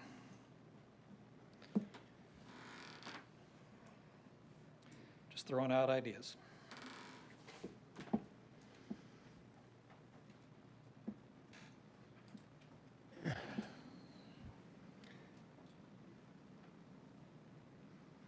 I'm ready to make a motion if we don't have anything else to talk about. I welcome it. Thank you. I move that docket number 2026-14-DP, a development plan for a 1,600 plus or minus square foot church to be constructed on a 0.60 plus or minus acre parcel, be conditionally approved based on, number 1, the findings in the staff report, the staff recommendations, and the findings of fact. Number 2, subject to resolution of outstanding review items identified by DPW in Exhibit 6. And number 3, an updated site plan depicting the final parking layout to the satisfaction of the fire department. Number 4, submittal of a compliant landscaping plan and submittal of a tree inventory study of existing plants along the north and east property lines are to be utilized. Number 5, recording of the proposed voluntary commitments by the petitioner, which are, number 1, no subleasing or overnight use. Number 2, no off-property parking. Number 3, no daily operations, commercial activity, or large-scale events exceeding 48 people. Number 6, petitioner allowed to reduce parking to no less than 12 parking spaces to allow for sufficient drainage or to satisfy DPW requirements. Number 7, petitioner agrees to present complete development plan for final approval by the Plan Commission with all outlying conditions having been satisfied. Second. All right, it's been moved and seconded. Discussion. do we want to have a time frame on when that development plan comes back to us? 2 months. I'm just saying, I'm just asking I a mean, question. Do we want to me, I don't care. Like, that could be 6 months from now, however long it's gonna take them and their engineers and their site plans and the communications to go on. you know, I don't see any reason to put an unnecessary bind on them. I don't know if they're gonna have to raise funds to pay for some of this stuff. I wasn't thinking of an unnecessary bond, I just wanted to put a sunset on it. Yeah. I didn't want it to come back in 10, this sit for 10 years, 10 years That's a from good point, now. yep. That's a Come good back point. to us and say, well, here's our development plan. Right. So I wasn't trying to put a restriction on them by any way, so I'm thinking more of a sunset for. No, that in makes case sense. Yeah. Something kind of falls through Yeah. on the process here. I was taking notes on some other parts of this. Did you have any numbers with parking? Yes, so I have on number 6 was petitioner allowed to reduce parking to no less than 12 parking spaces to allow for sufficient drainage or to satisfy DPW requirements. Okay, thank you. Okay, deliberation, any other conversation about this? And I'm more than happy to add a sunset clause of a time frame, if that makes sense. Might I suggest the November meeting? That would give them 2.5 months. Is that reasonable? I would agree. 6 months? A year? 6 Maybe months? 12 months? I'm just an idea I was throwing out there, that So, gives them. so moved, yeah. Just so everyone is fully informed, development plans do have an expiration of 3 years. I think 12 months is more than generous. So number 8 to that would be to establish a sunset clause of 12 months from the date of approval to be presented to the Plan Commission. All right. I know it's not perfect as far as DPW, some of these items that are outstanding, but I don't think it's uncharacteristic of what we've done in the past for other projects. I think that maybe as Plan Commission, we need to revisit that topic specifically, whether it's a special meeting or something. We talk about what that minimum threshold is. If we're going to continue to accept projects with DPW's provisional approval, or if we're going to request that everything get ironed out prior to, but that's a matter for another time. I still don't believe this meets the comp plan, and I think there's this argument back and forth, so I just want to express that before you guys all vote. It fails to align with it. As we talked about, the intersection, safe movement, crash reduction, all those things, and then now we have drainage, and then at this meeting, we're changing their plan. So I just letting you know that's where I stand as we move forward with this vote. So we can go ahead and move forward. I'm with Nick in that I think this is a nothing burger project. We should have approved this a long time ago. This is, to me, a no-brainer. It meets all of our standards. As a house, it would be even more impactful than what's being proposed. And we would, I'm sure, approve a house. We have to. Forgive me, was the seconder of the motion Mr. Plopper? It is. You'd second it? Are you willing to second his amendment? Yes. All right. Mike, roll call. Hendrick Davis. Aye. Nick Plopper. Aye. Josh Fedor. Nay. Jim Hurst. Aye. Craig Melton. Nay. Brad Johnson. Aye. Nikki Finelli. Nay. Motion passes 4-3. All right. You're welcome. All right. Moving on to our next item. Item number 2026-23-DP, Alt Construction, Dart Controls Office and Warehouse. Jody, I believe you have this one.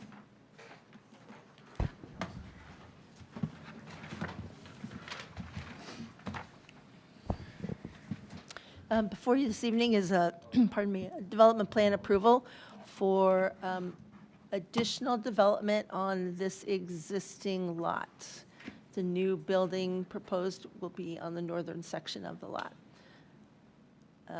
The zoning is industrial zoning. The comp plan map is really, really, really tiny, but it's over here in the industrial area of the comp plan. And then this site plan, which unfortunately is oriented differently, north is to the left in this picture. So 106th Street is down here. Andre Drive is out here. The current buildings gain access from 106th Street. This new proposed multi-tenant office warehouse building would gain access from Andre Drive. I believe the petitioner has acquired that property to make that driveway in. So the use, multi-tenant office warehouse building is a permitted use here. And they've shown adequate parking and access to the site. This is the photometric plan, which again, sadly, the orientation has changed. North is now up. But the photometric plan and the cut sheets and the pole height meet the standards. Landscaping, they have placed the required street trees, or, sorry, foundation plantings, parking lot plantings on the site. They are showing a proposed monument sign, which will be out on Andre Drive. Sorry, I should have mentioned that. Out here. Staff is asking for additional details on this signage and asking the commission to approve with administrative approval of the signage. Staff, there is a, oops, sorry, there's a, oh, that shows the layout, proposed layout of the warehouse being multi-tenant and the architectural plans. There is a building materials waiver submission with this project. The building materials required to be used are brick and masonry stone. They're proposing to use architectural metal panels and CMU wainscot. So that's the request for the building materials waiver. The petitioner has submitted findings. Staff concurs with their findings on the waiver of materials. And there are a couple of items still outstanding from DPW that we would suggest the waiver be approved and the development plan be conditionally approved with the proposed conditions staff put in the staff report. And I'm happy to answer any questions or turn it over to the petitioner. Any questions for staff? Hearing none, if you want to step up to the podium, state your name and your address.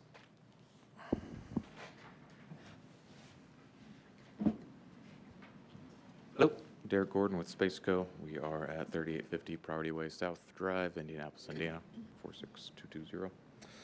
Like Jody mentioned, we are proposing the 39,525 square foot building there at the back of the existing darts lot. There are currently 2 buildings and an unused back half that we see potential in developing.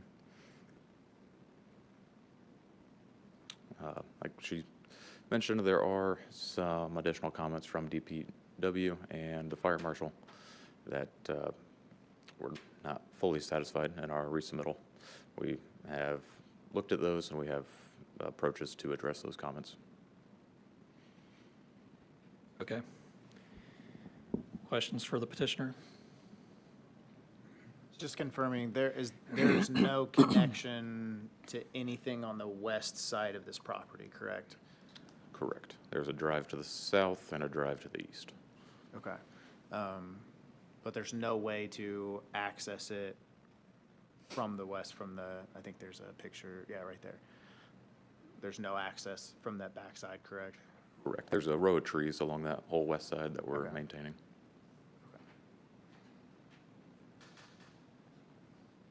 Is it your intent to preserve that row of trees? Yes. I believe we're, our only intent for accessing that west property line is to get to the sanitary main that runs along. We'll have a sanitary lateral out of the building. I think it's a 20-foot run. It's pretty short. Where's the sanitary main? It's on the properties to the west? Yeah, it runs north-south along our west property line.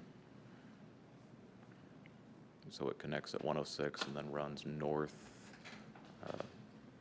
up. It goes under the stand of trees there? Yes. Okay.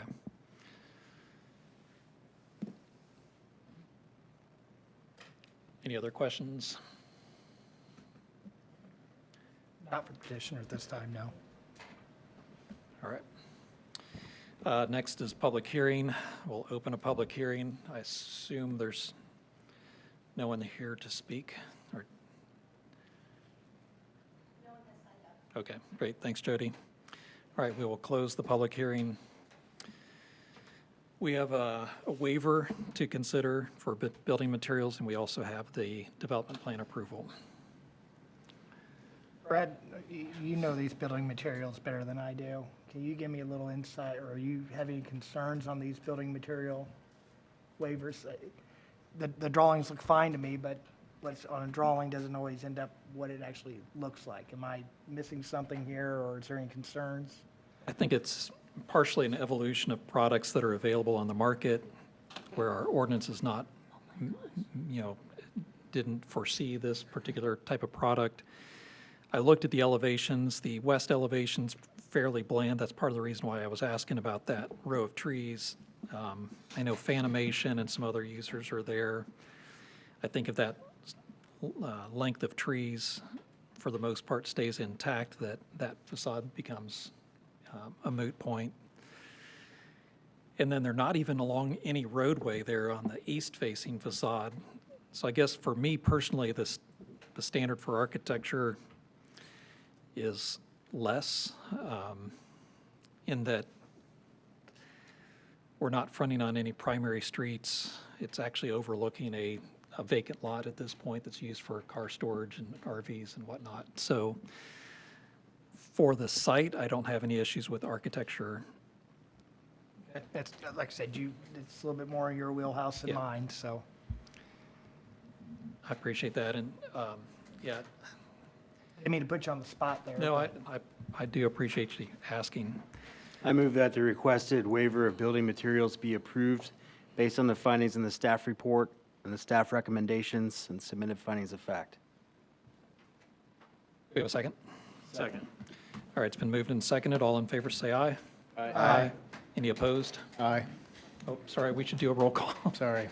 I'm sorry, motion was by Let me, Plopper. Seconded by Mr. Melton. Yes, sir. I apologize. Let me back out of what I created, the mess. So we had a motion and a second. I did not ask for any deliberation. Do you want to Yeah, I just share think your that, thoughts? that tree, I understand the premise. I just am concerned with the precedence. If you pull up a street view of Fanimation that is going to be able to see, because those trees aren't evergreens, in the winter, you're gonna see it absolutely, Yep. the full view of it. Anybody else that builds backing up to it is gonna be held to that high standard. That's a standard we have in place already. I understand it's a common use of construction materials for those buildings. I'm sure it is very much cost effective.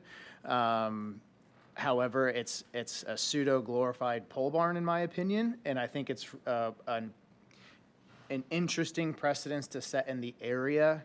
I understand it's kind of set back and tucked in. I don't know if I have developed, anything kind of around that spot, and I've had to, if I'm Fanimation and I had to comply, and the guy right behind me didn't have to, because you can't see the front of his building, but I can see the entire back of it, I'd be a little upset. And I think we have standards in place for a reason. So that's just kind of my 2 cents, but. Okay. And I get that we're a block away, like where this is sitting off 106th Street is different than Bennett Parkway. Andre Drive is different than Bennett Parkway. I can respect that, and that's why I didn't make too big of a deal of it, to be honest, because, And I agree with your sentiment that the trees will lose leaves, but the trees themselves will be staying. And I don't know, the back of a building that backs up to another back of a building. it was required to build with building materials that we told them to. That's on a frontage street on 2 of them. I guess it's 1, but you can see Fanimation from 106 as well. I don't believe you can see this one from 106 based on it's being tucked behind another building and another building and another building. So it's literally behind 3 or 4 buildings. And Maybe we ask for more robust plantings along the fence line? Is that your ask, or you want to change the materials? Well, possibly an easy solution would be to add those brown, whatever they're, in the color drawing, they're shown as brown, do similar, maybe even the full height of the facade On the rear of the on building? the rear of the building, to just have some vertical elements that tie in the front to the back. I don't know, we have a motion in a second, we need to vote on that, but I also want to ask if there's a change to the motion now that we've had some conversation about it.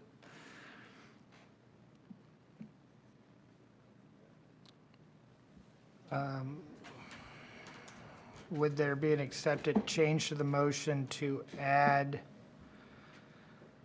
Brad, what would you call those facades on the front? Or is that too much to try to squeeze into an amendment to our motion? Could you just come back up to the microphone for a second? Be great. And I was I thinking mean, they are, fake windows or something along the back, or something Did you soft. hear what we were talking about? I did not. Yeah, I we were talking apologize. about the rear of the building, Yep, and- west side of it. the west side, and potentially adding the brown materials to the back side of the building, mimicking the front, or an alternative option of windows, or, Fake windows is what I was thinking. We've done that before. We put in a fake type window, I think, the Goodwill, yeah, didn't we do it there once? they're actually real windows facing, what is it? 96th Street there. I'm going to withdraw my motion. Thank you. I'll withdraw my second. Start this over. Because I don't, you can see and the reason, and two, the reason is, again, that the tree line, is gonna die out. I get that we have to look at where is it, it's an infill. You can see the building to the south of it, plain as day, from a Google Map street view. So it's going to be pseudo visible, right? And these are requirements we have in place. I understand that, it's a cheaper, faster way to build. And definitely an argument could be made that, that Andre Drive has kind of set precedence, and Bennett Parkway is, again, a different block. I can be swayed that way. so what I'm thinking is a material, what's the material above the entrances on the east-facing facade? The brown, it's coated in brown. It says metal panel, but is that like a Corten? Is that, I've got the legend pulled up here. Do I need to state my name? Yes. Okay, it's Tom Sears. I'm with Alt Construction, and my address is 1621 South 500 East, Lebanon, Indiana. Can you repeat the question? Which one were you asking about? And I can. the brown, panel number 3 above the, It is a metal panel. What we were planning to use is similar actually to a building that we have in Whitestown. It's a concealed fastener metal panel that looks like wood. So we think it's a really nice way to dress up the building and something that doesn't weather. okay.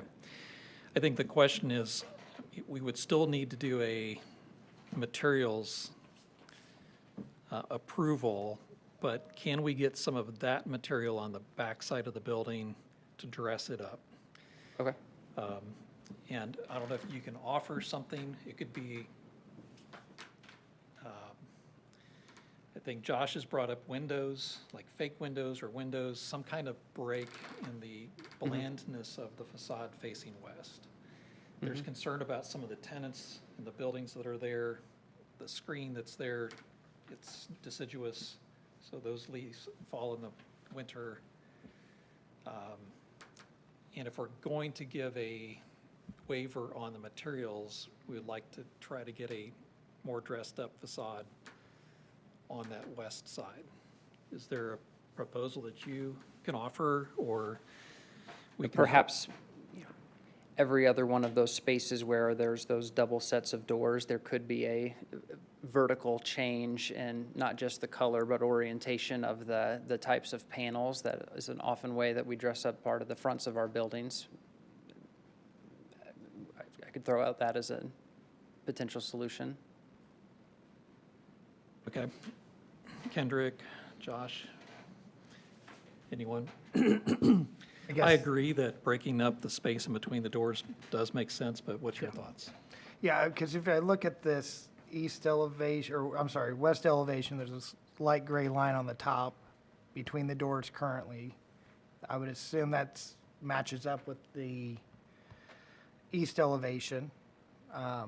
Is that what you're talking about doing? Is between each door, very similar to what you've got on the front, on the back of the building? Yes. Okay. Just the upper parts. Yeah, just the upper parts. Duplicating that across the way. I mean, that definitely does soften it, but I don't know. Kendrick, do you think that's enough softening of the material? I mean, yes, it makes it, there was an attempt, there's an attempt there, yes. Yes. You know, it's still a, yeah. Yeah. So we could also provisionally approve this and ask them to come back with a revised drawing for that, if you want to actually see what that'll look like. But they get their approval for the materials, and with the caveat that we need to approve that east-facing facade. West Or, facing. I'm sorry, west. Okay, just make I sure knew I I said understand. that wrong after I said it, okay. Yeah. I think that's fair. Any other concerns?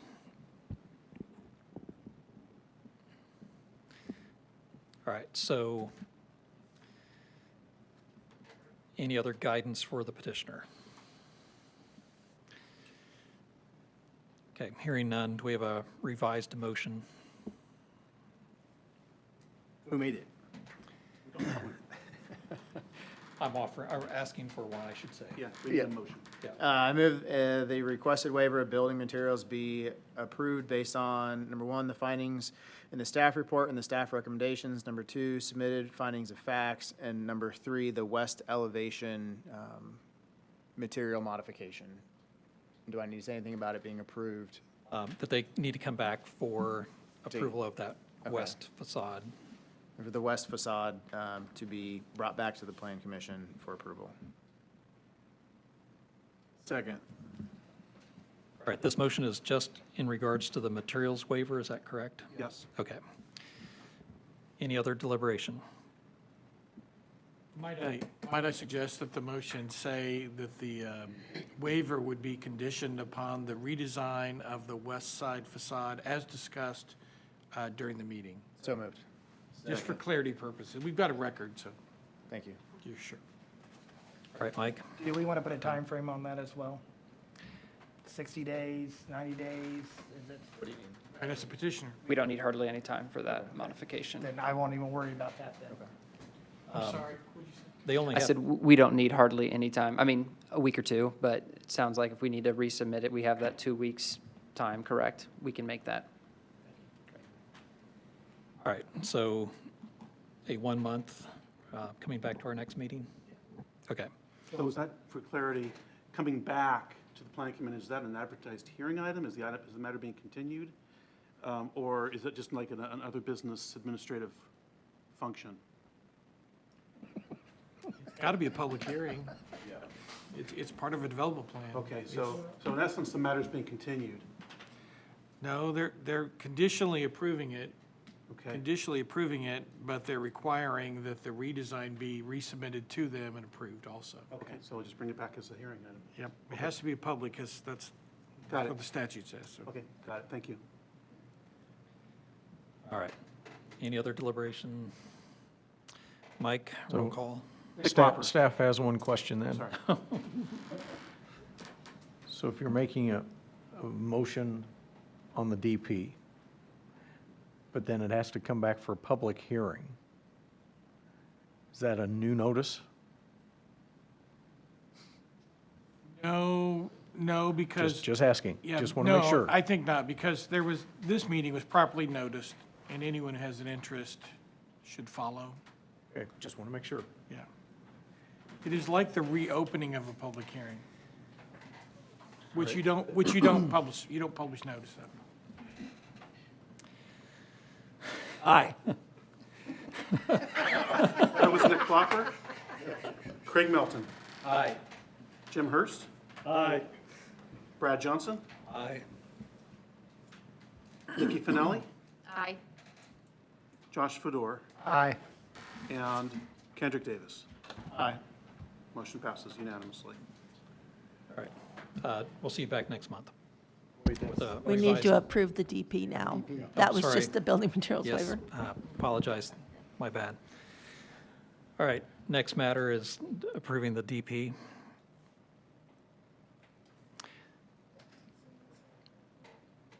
I move that docket number 2026-23-DP Development Plan for 39,525 square foot multi-tenant office warehouse building, including accessory parking, drainage, and landscaping improvements in the I-2 zoning district, be conditionally approved based on the findings in the staff report, staff recommendations, submitted findings of facts, administrative approval of proposed monument sign, and future wall signage, resolution of issues identified in the comments letters provided by DPW and Fire, Exhibit 6A and 6B.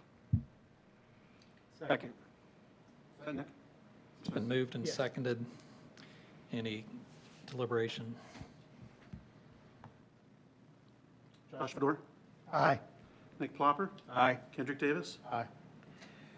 Nikki Finelli. Aye. Brad Johnson. Aye. Craig Melton. Aye. Jim Hurst. Aye. Approved unanimously. All right, you're good to go. We'll see you next month. We do not have any new business, but we have other matters. First item is BZA proposal to change the findings for development Passing, standard pass variances. the handout down. Dan, if you would like to take one, or pass them down, please. Okay, so at the July 1 meeting of the Board of Zoning Appeals, they approved a decision to, and a proposal in front of you that would amend, if you agreed to this, that would amend the findings for variances in the rural zoning districts. From time to time, the BZA is faced with variance requests in the rural districts, and then having to adopt findings involving unnecessary hardship. In some of these cases, being rural areas, as an example, would be a variance for an accessory structure to exceed the size of the primary structure. And the BZA then has difficulty on those types of projects because there might be 5 acres, might be 10 acres. Property owner, it's a large tract of land, and the owner wants to, maintain the property by have a barn, and oftentimes larger than the house. But then the board must grapple with the unnecessary hardship finding for a variance. So this has been talked about actually, I think about a year ago, a number of something, a similar proposal, and it didn't go very far. But the BZA has renewed their interest in approaching the Plan Commission to consider an amendment to the zoning ordinance that would change the finding criteria for variances. These are development standard variances in the rural areas. So what I have in front of you here is the current language used by the BZA, and you'll see number E3, so that's the current standard, is the strict application of the terms of this chapter will result in unnecessary hardship in the use of the property. What the BZA would like you to consider is proposed changes where for the rural areas, for property in a rural zoning district, number 3 would read, the strict application of the terms of this chapter would result in practical difficulty in the use of the property. And then for property in the urban district, that would not change. The standard for unnecessary hardship would not change. On the second page of the handout, we have proposed some definitions for the zoning code for practical difficulty and unnecessary hardship. So, again, the BZA is wondering if you would consider this amendment to the zoning code, and if you were to view this favorably, then we could schedule this matter for a public hearing, perhaps for the September meeting, or, I don't know if we're too late for the September meeting, but we could make it the September meeting. Or later, if you wish, or if you want to deliberate for another month before deciding, it's entirely up to you. Is that clear? Clear to me. Any questions? I can weigh in a little bit, being on the BZA. Unnecessary hardship, Jim will probably agree with me, it's a tough one to get over in a lot of scenarios.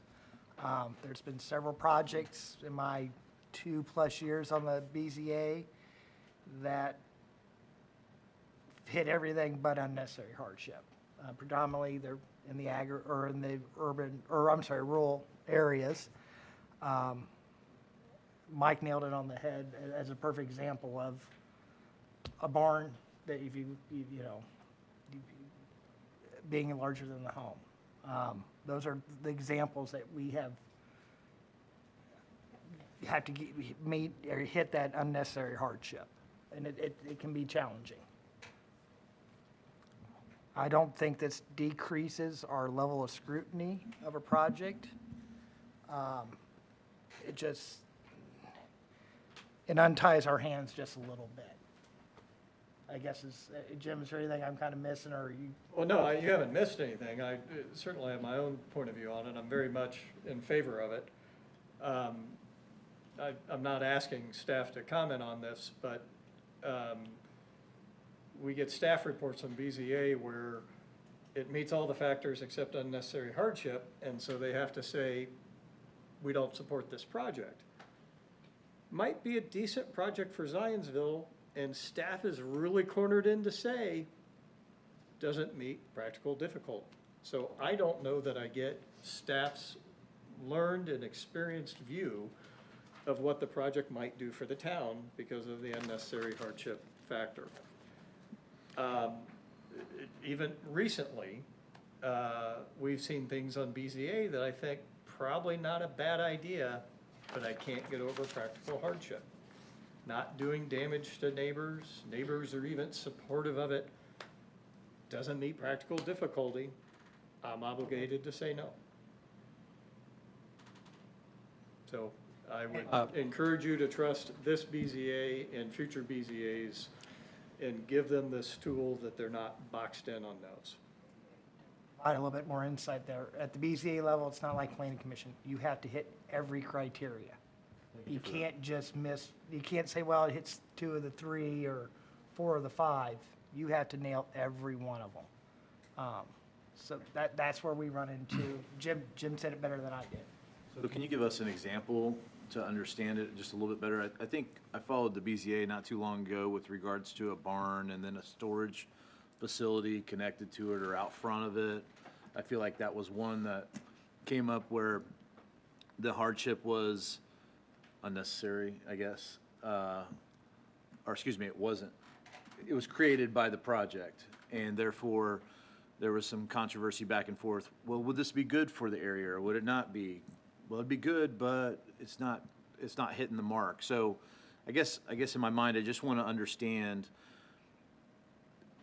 I need to watch more BZA meetings, I guess, to understand this. No, they don't. No. They don't go on as long as these do, but I think the last one was 4 hours, wasn't it? Yeah, the last one had some. I watched most of it and fell asleep to a little bit of it. But anyway. Me too. For the record, he didn't mean it. So I guess. Don't make yourself a liar. Counselor Belton, I think it's difficult for me or Josh to comment on anything that has recently been in front of the BZA or is in front of the BZA. Perfect. So, real quick, Sure. Is it statutory for them to meet that? What did you say? 4? 5, well, depending on it, but generally it's 5 criteria.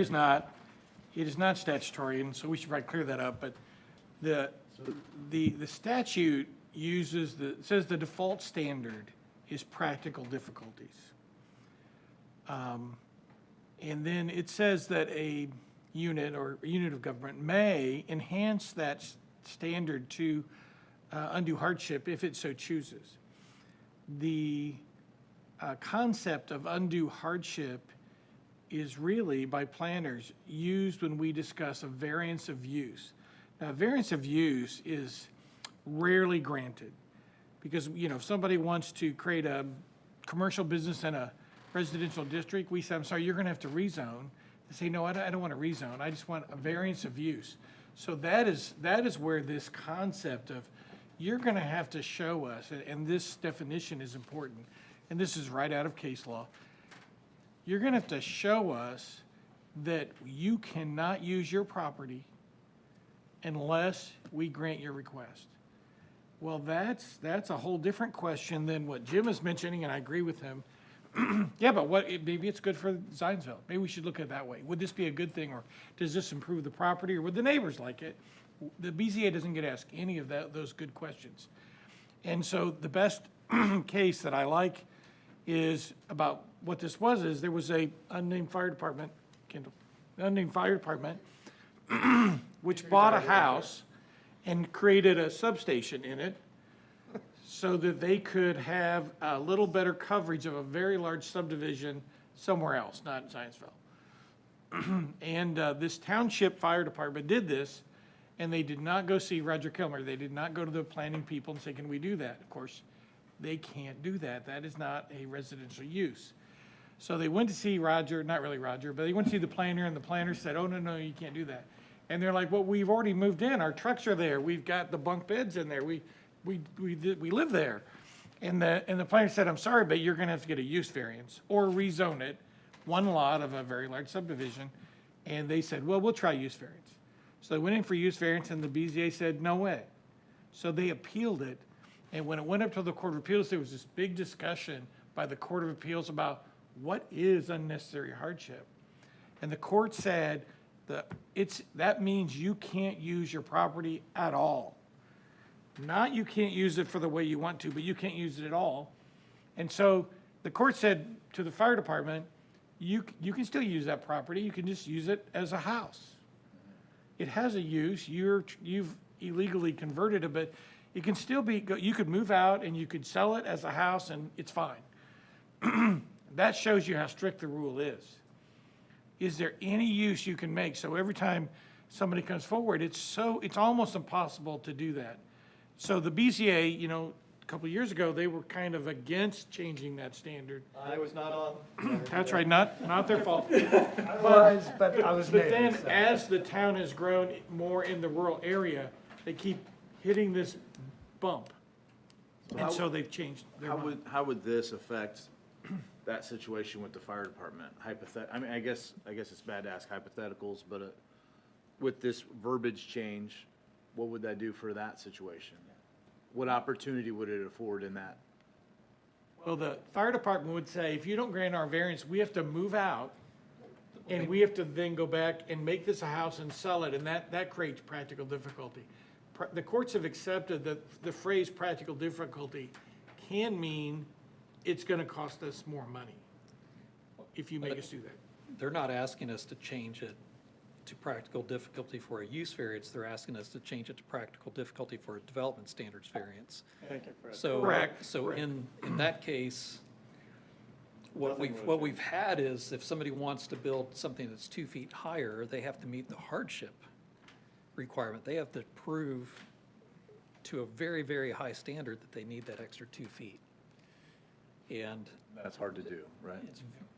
well, if you really take the strictness of how hardship has been interpreted in the courts, I've always heard that it's nearly impossible. I mean, BZA still let it go. They kind of ignore some of those court cases.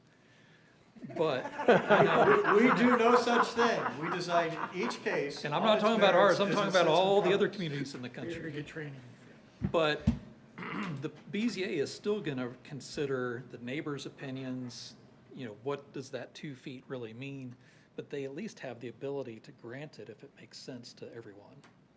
So I don't think the BZA is gonna make any different decisions, but they're gonna be allowed to make some that are generous where they would have liked to have been to grant those. Is that fair to say? You'll note, this is the rural district, so we're not talking about something that might go on here in the village. Somebody else in the future can tackle that stuff. I have a question about application. So we'll do kind of like the example that was presented, right? Individual has a house, bought the land around them, they want to farm it, they need a barn big enough for their combine, right? Practical difficulty means that the significant economic injury result from strict application, right? But then he goes down and says, the injury cannot be self-created. Am I self-creating the injury when I'm saying I want to build a big barn because I want to farm? I'm creating that. Am I interpreting that incorrectly? I would say that no, they're not creating that, the injury, so to speak. The circumstances of the property are warranting the need for a larger building to maintain the property. So the injury is being created by the zoning. It's impractical. Or by the. It's impractical to not have a large barn to store the machinery needed to maintain the property. I'll give you a good example. We see this sometime, but if somebody builds a really large house on their lot, and then they want a setback variance because now they're pretty close to a property line, in the past, under the hardship rule, we'd say you can just make your house smaller. Because you can't show hardship. You made your house so big, whereas if it's practical difficulty, the BZA would have some flexibility if they believed it's really what they want. If it's if it's better and it's good, but under the hardship standard, that would be self-created. They created their own mess, created their own. It allows discernment to the individuals that have been appointed to that board. Right, and they still have discretion. So this is important. If the BZA didn't have discretion on a variance case, then they'd be locked in one way or the other. But they do have, if all of the criteria are met on a development standards variance, it's still up to the BZA. But what they're getting caught in is nobody can, people in the rural area are having a difficult time satisfying number 3, the factor number 3, and so they never get to the discussion of what's good or better. They never get to that. And I very much appreciate the BZA wanting to address this because it is a problem. And so thank you for taking the time to do that. I have a question. So when there was the variance on the project with the parcel of land on the corner of Michigan and whatever that road was that will become a daycare, that variance was approved at the BZA level. Was that correct? Yes. And once it got to us, it's sort of like, we can't do anything with that now. We're just stuck with it. Is that correct? Yes. Okay. So anything that they do at the BZA, if we're maybe making it harder on ourselves potentially because this could come to us and now we have no discretion because it has been approved. Well, the development standard since it's changed, the variance has been granted to modify or waive the particular development standard. Correct. By the time it reaches the planning commission. Right. Yes. Okay. You're not wrong. Plan Commission always gets the benefit of or gets stuck with the bad decisions out of BZA. Well, I'm not saying that was that's fair. Yeah, I just want to make sure I understood that once that is the final decision-making body, once it comes to us, we can't undo anything we don't like. It's part of the reason why we have Plan Commission and BZA overlap too. Yeah, understood. Dan, you gave us a training manual or some handout at the start of the year. Could you maybe forward that to all the planning commission members so they can kind of get a feel? Because that was very beneficial for me. Yeah, you mean the because BZA training? Yeah, sure. Yeah, the BZA training, so Sure, they I'll can kind of forward read through that and kind of see you had some great examples in there for us. Yeah, because it's there's tough more for- detail in the training It's tough for materials. me and Jim to really even discuss any of the It was the very previous shocking, cases.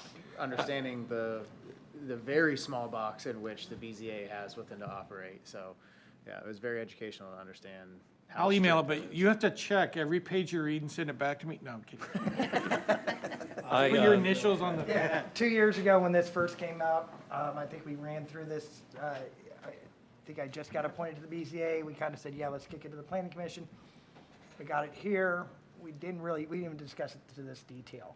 And afterwards, we kind of reversed course and pulled back on that.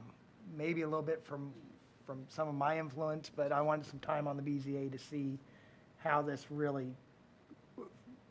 change really affects it. Over the last 2 years, I've noticed that we do need to change something. This is a great start right here for us on the BZA level. And you guys are, just based on your experience, it's worth asking the question. You feel like this should only be in the rural areas? At this time, yes. Okay. At this time, yes. I think that in the urban area, I'd still, yeah, I do think it just needs to be in the rural setting at this time. I agree. Might be, we're saying, I think that BZA was unanimous that in this particular proposal being sent to you, and why did they send it to you? Because only you and the town council can propose text amendments. They don't have that power, so they're asking you. And this got over the unnecessary hardship part of it and decided to ask you guys to do this. So we need a motion to prepare this instrument for public hearing and for consideration as a text amendment. So moved. Second. All right, it's been moved and seconded. Any conversation about it? All right, Mike? All in favor? Aye. All right. All opposed? Motion passes. Okay, I could have done that part. All right, one more, Okay, or and then two this, more. this has to do with addressing, and right now, as you may know, for example, major subdivisions that have multiple lots, submittal requirement, meaning a requirement of the developers to submit an address list for each lot. Okay, and that's reviewed by the TAC committee, and then if there's some changes made by the fire department, then those are tweaked and adjusted. And so you never even see this part of the process. It's just handled by staff through TAC, making sure the address list is to the satisfaction of emergency response. And then we also send that address list out then to the county and E911 and so on. So we have a process in place for large projects that's part of major subdivisions. The question I have for you now is about what about the one-offs? For example, someone is just putting one house on one lot or one property. It's not coming to the planning commission, so there's no formal process. But informally, for years, even before I came here, we have managed that process administratively. We have contacted the same people, fire department, E911, and then we submit the address out to the county. So we follow all the same steps, but it's done administratively. It's not part of a larger project. But the other day, about a week ago, a property owner came to us and said that, well, can you change the name of our street? Right, and it was a weird circumstance where there was some legacy involved, where there was a street that dead-ended, and then the development came along, and they got a new street name, and they didn't match, and then the property owners are confused because they think they should have the old street name instead of the new one, and so it dawned on us: do we have the authority to change a street name? And that kind of scared us. It's like, well, we don't know if we actually have that authority. So we asked John Oberlander. And he did some research, and he found that the Indiana Code, the statute, grants the Plan Commission the authority to assign and change street addresses. So this is actually. I have a lot of ideas. Huh? I have a lot of ideas. So this function is actually yours. We're actually operating on your behalf to assign and change street addresses. And the statute goes on to say that each plan commission shall assign street numbers to lots and structures, shall renumber lots and structures, and number 3, if the plan commission does not have the power under an ordinance adopted under subsection C to name or rename streets, the plan commission may recommend the naming and renaming of streets to the executive, which again is functionally what we're doing right now, is the executive, the planning directors and staff, we are going through the addressing and doing this administratively. But then John Oberlander thought that, well, if the property owners, he's a little concerned that there's not enough public awareness or public concern or public notification of a street address change. So if the property owners wish to have their address changed, maybe the petition should come to the Plan Commission and ask them to do so. But he also said we should run this by Dan Taylor to see what he would prefer in this case. And so I guess I'm trying to seek what your preference is, if we carry on the way we've been carrying on, or if we need to make any changes to any formal documents, or, you know, if you want these types of issues to come to the Plan Commission on the one-offs. I'm just seeking some guidance on where your level of comfort is. You know, Greg, can we get a subcommittee, official subcommittee on studying street name changes? I will not grant that. I can do it informally. I would like to just do a resolution tonight to grant the staff the ability to make these decisions, with the request to also follow up with a text amendment to the ordinance that solidifies that. That, to me, I mean, Plan Commission technically has the right to name developments, name streets, address houses, and it's just not the stuff that I want to see come before the Plan Commission. You don't want a road named after you somewhere in town? Maybe Jim does, but No, it won't be named after me. I think 106th is going to become Hurst Way. Okay, maybe I'll do that. I'll second that resolution. if it's needed. All right, so we just need a motion for that, and that just kind of solidifies them to keep moving forward, but we'll even buttress that more with a text amendment. We have a second? Yeah, so moved, or I think you got a second. I'll make the motion, and you got a Okay. second down there? All in favor, say aye. Aye. Any opposed? Hearing none. Thank you. Great. Dan, it's yours next. Yes. As you know, we have litigation pending with the DeRossi owners, and we do have 4 more agreements that we've reached that would bring the total of 6 out of 12, so we're heading in the right direction, and I emailed these to you, but I'm asking that you would formally approve the Christian Covenant, Fricks Covenant, Owens, and Todd. These are the ones that I have, and you can do that in one motion if you wish. Would entertain a motion. So moved. Okay. I'll second, and I'll note, Planning Kendrick Commissioner is- Davis Yeah. recused himself. Be aware, I previously had recused myself from this matter, so I won't be voting. Okay. All right, do we want to do a roll call vote or just, Probably since you have recusals, I would. yeah, let's roll call it, and no Nick and no Kendrick. Josh Fedor, Aye. Jim Hurst, Aye. Craig Melton, Aye. Brad Johnson, Aye. Nikki Finelli. Aye. Motion passes.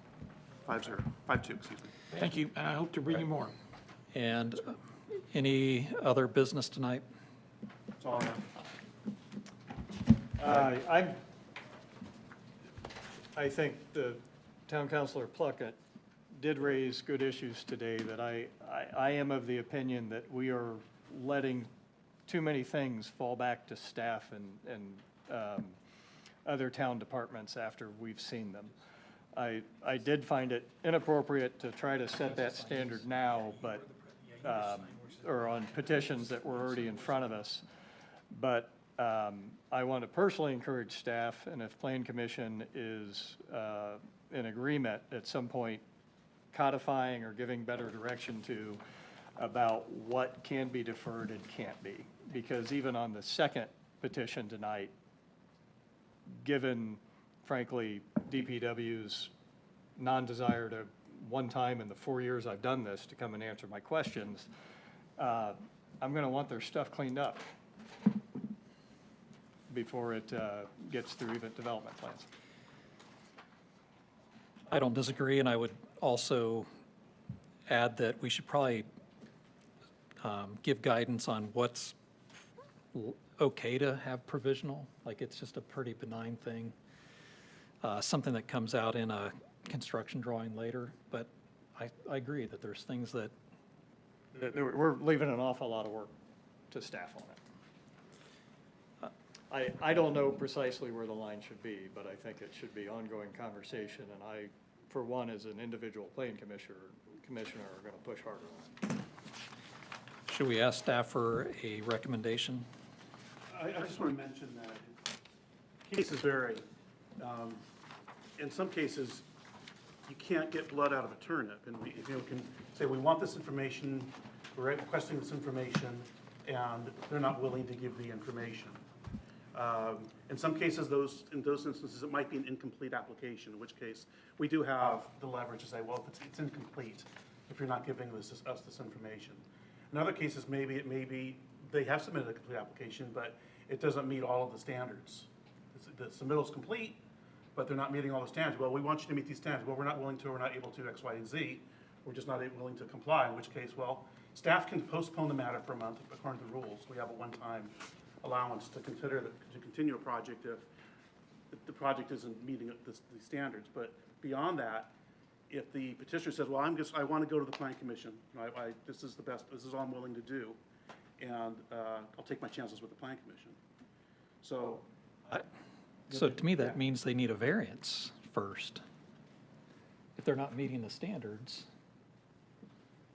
just because they have a complete application, I'm not sure that they should even be coming before us if they haven't met the standards without having gotten variances from the BZA. Well, for example, the drainage issue. They've been asked for more information. Well, could we use an example that's not a pending case? Yeah, right. I've been asking for it for 6 months. I think I can generically say, when we're having to talk with people in the halls to get answers that are different than what is on the staff report, don't talk to anyone in the halls then, right? Put your staff report together. And I would say be less willing to say, we think we can solve this later. Because we hear that and we think, oh, they can solve it later. Well, I think it's leaving a lot on you guys, and it's making, in my opinion, some gray area decisions on my own part about what the right thing to do is. So if to address what Mr. Dale was saying, if a petitioner is declining to respond to you, tell us that. Yeah. We know what to do with that. I know what to do with that. Tell us in the hallway? Is that? Oh, sorry. No, No, so. I said, tell us in the hallway. Is that where they? Yeah. So I've talked to signals. Mr. Plunkett as well, and, I mean, he made a point about we should not be in the business of helping people get across the finish line. Meaning that we should not be telling them, well, if you do this and you have to do that, then we'll approve it. He wants things to come ready to be approved, and if they're not there, then deny it. I don't disagree with that on some things, but I do disagree with it on others, and maybe it's what Mike's kind of talking about. I think you're maybe misconstruing it, because I feel like the staff should be helpful. They're paid, they should help the process. Right. And then but I don't believe that we should be approving these without the information we need. And that's the difference. I think the staff can give guidance, the staff can say, follow this path and do X, Y, Z, and the staff should respond accordingly as well. We shouldn't be getting reports that say DPW didn't respond. I don't understand that personally. I don't understand the reasoning behind that. I will look into that myself with reasoning so I can interpret that, and if I can express that back to you, I will. But I think the town of Zionsville should be helpful to some development plans, at least for the process and the path, not necessarily dropping the popcorn to lead them all the way through the whole thing, because that would just be too time consuming. There has to be some risk taken by the developers or whomever to try and get this across. But I don't think that what you're saying is we as a committee, we shouldn't be helping them. We should be making decisions with a fully baked.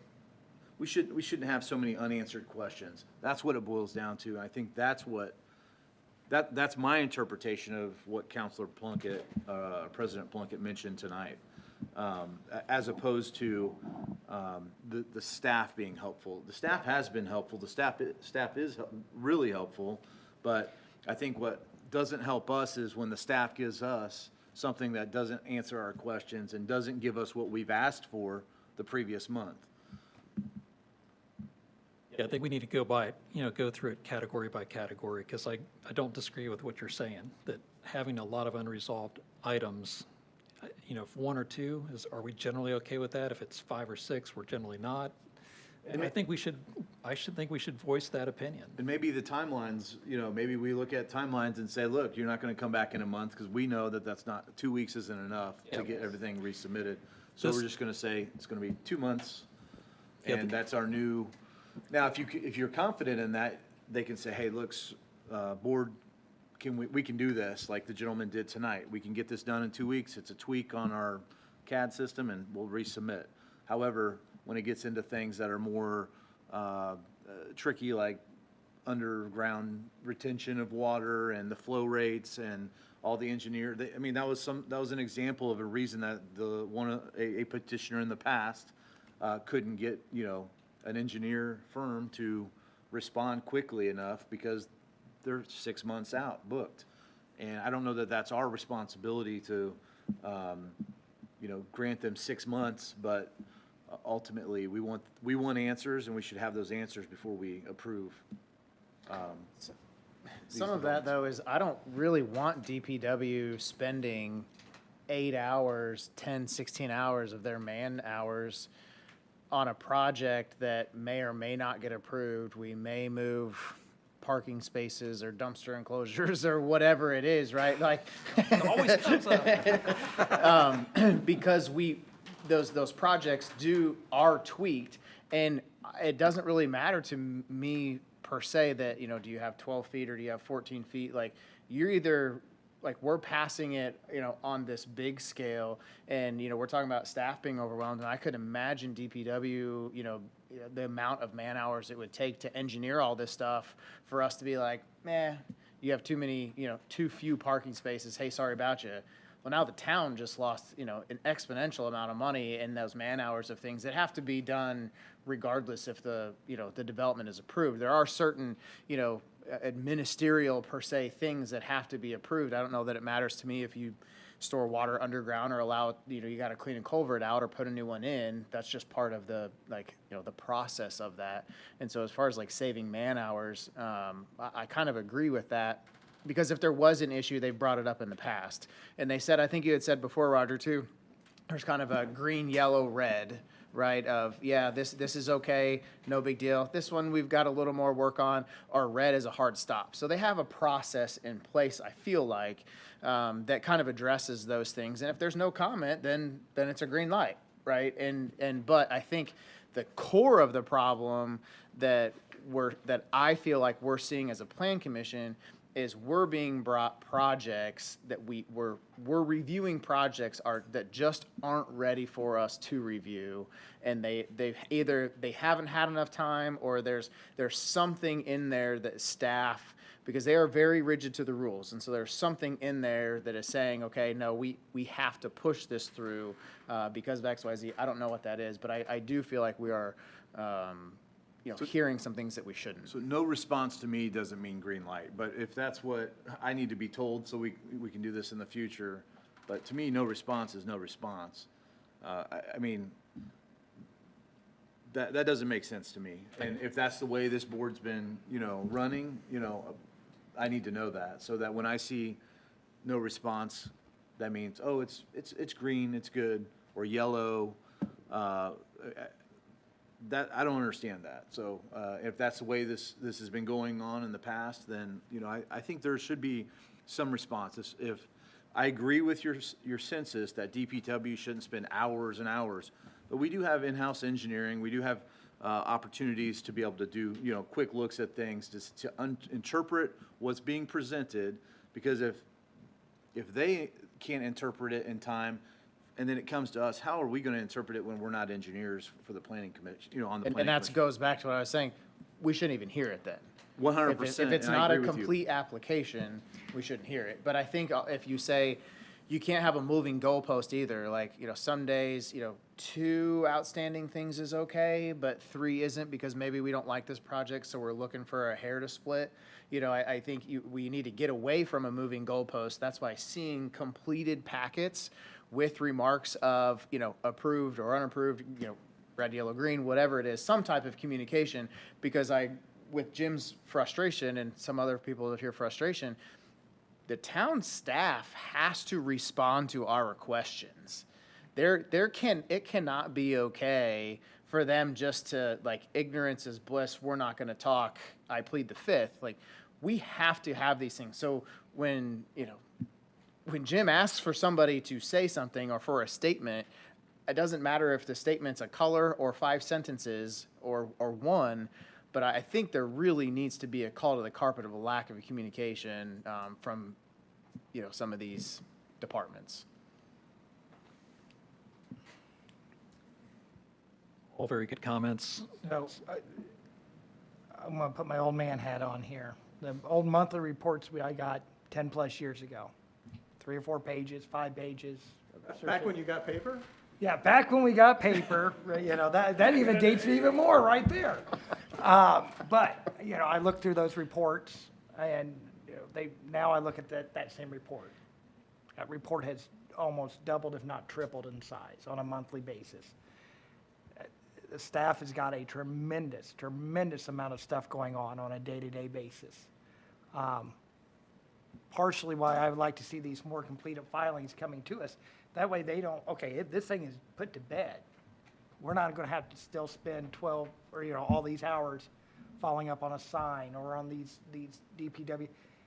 It'll help them streamline it as well. And I hope some of the developers and so forth are listening tonight and realizing you can't come in here with an incomplete project fishing for our feelings on it. And I've seen that happen before as well in the past.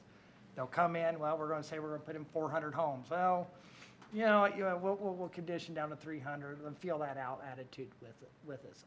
A project needs to come to us, and it needs to come to us. And I think that's where our town council president was specifically speaking to, is rezonings, PUDs, that type of thing, not so much the development plan stuff. But for tonight, we changed a west-facing facade. I don't feel like we're doing the developer's work. I don't think we're doing the staff's work. I think that's just what the planning commission should be doing. I don't have any. It was a concern brought up by a planning commission member, and we addressed it, and we resolved it. Right.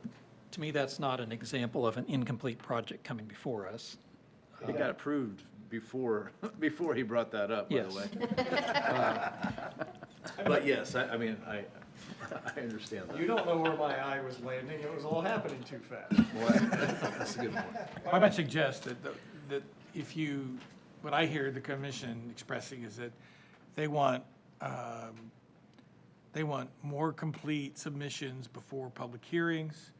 They want to give the staff a little direction and or support in this respect. And the vehicle by which you can do that is your rules of procedure.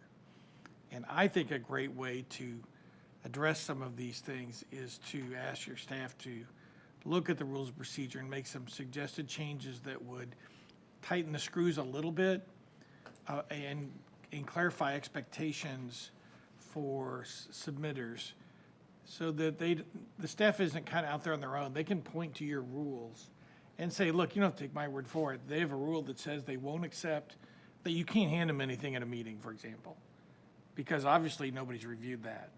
That you must have completed all these submissions that are required or the case won't be heard. Because the petitioners push, they want to get an approval, they want to get their thing going.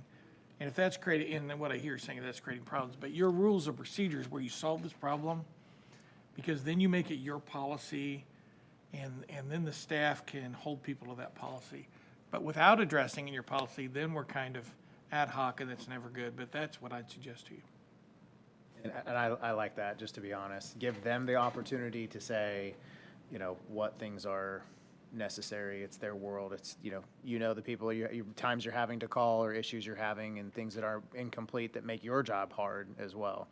I think that's very fair. I mean, what about the resubmittal, though? I mean, so that was in staff's discretion, right, for the Callaway to be able to resubmit because it was different enough to go from 10 parking spots to 24?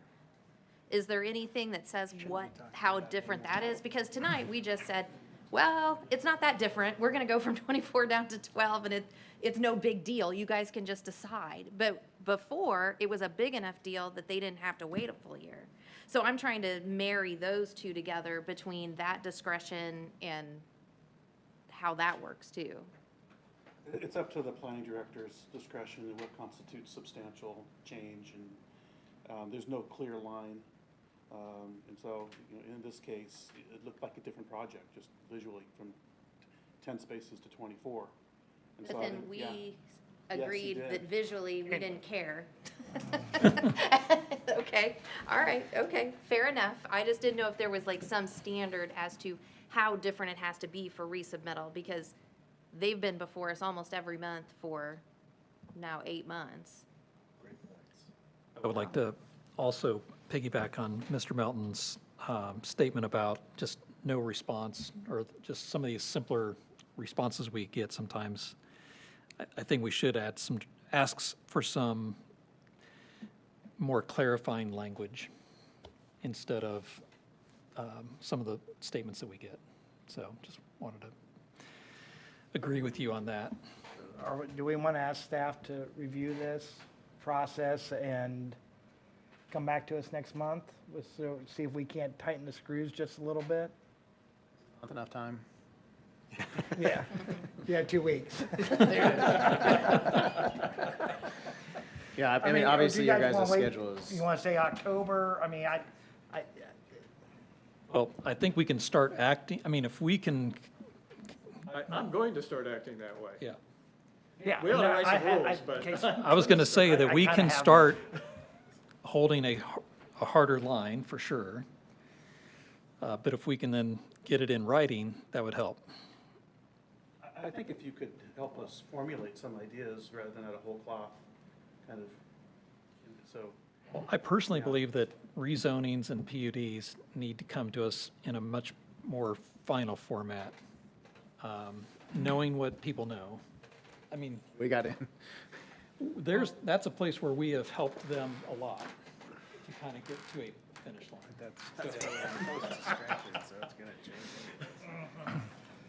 Well, in looking at your agenda, this is not an agenda item. So I might just say, if you have input that you want to provide to staff, then just do so. We've had a rather long discussion about it, but now we're almost getting to the place where someone might say we're discussing things not on our agenda, and I don't want that to happen. So I'm just saying that there's a way to deal with it without doing it by a committee of the whole, which we're really not supposed to do, and that's what we're doing right now. So could we do that way? Submit your ideas to staff, and All in favor of Dan? I'll be happy to accept them. All right, motion to adjourn. So moved. Second. All right, all in favor? Aye. Aye. Brad, you can use the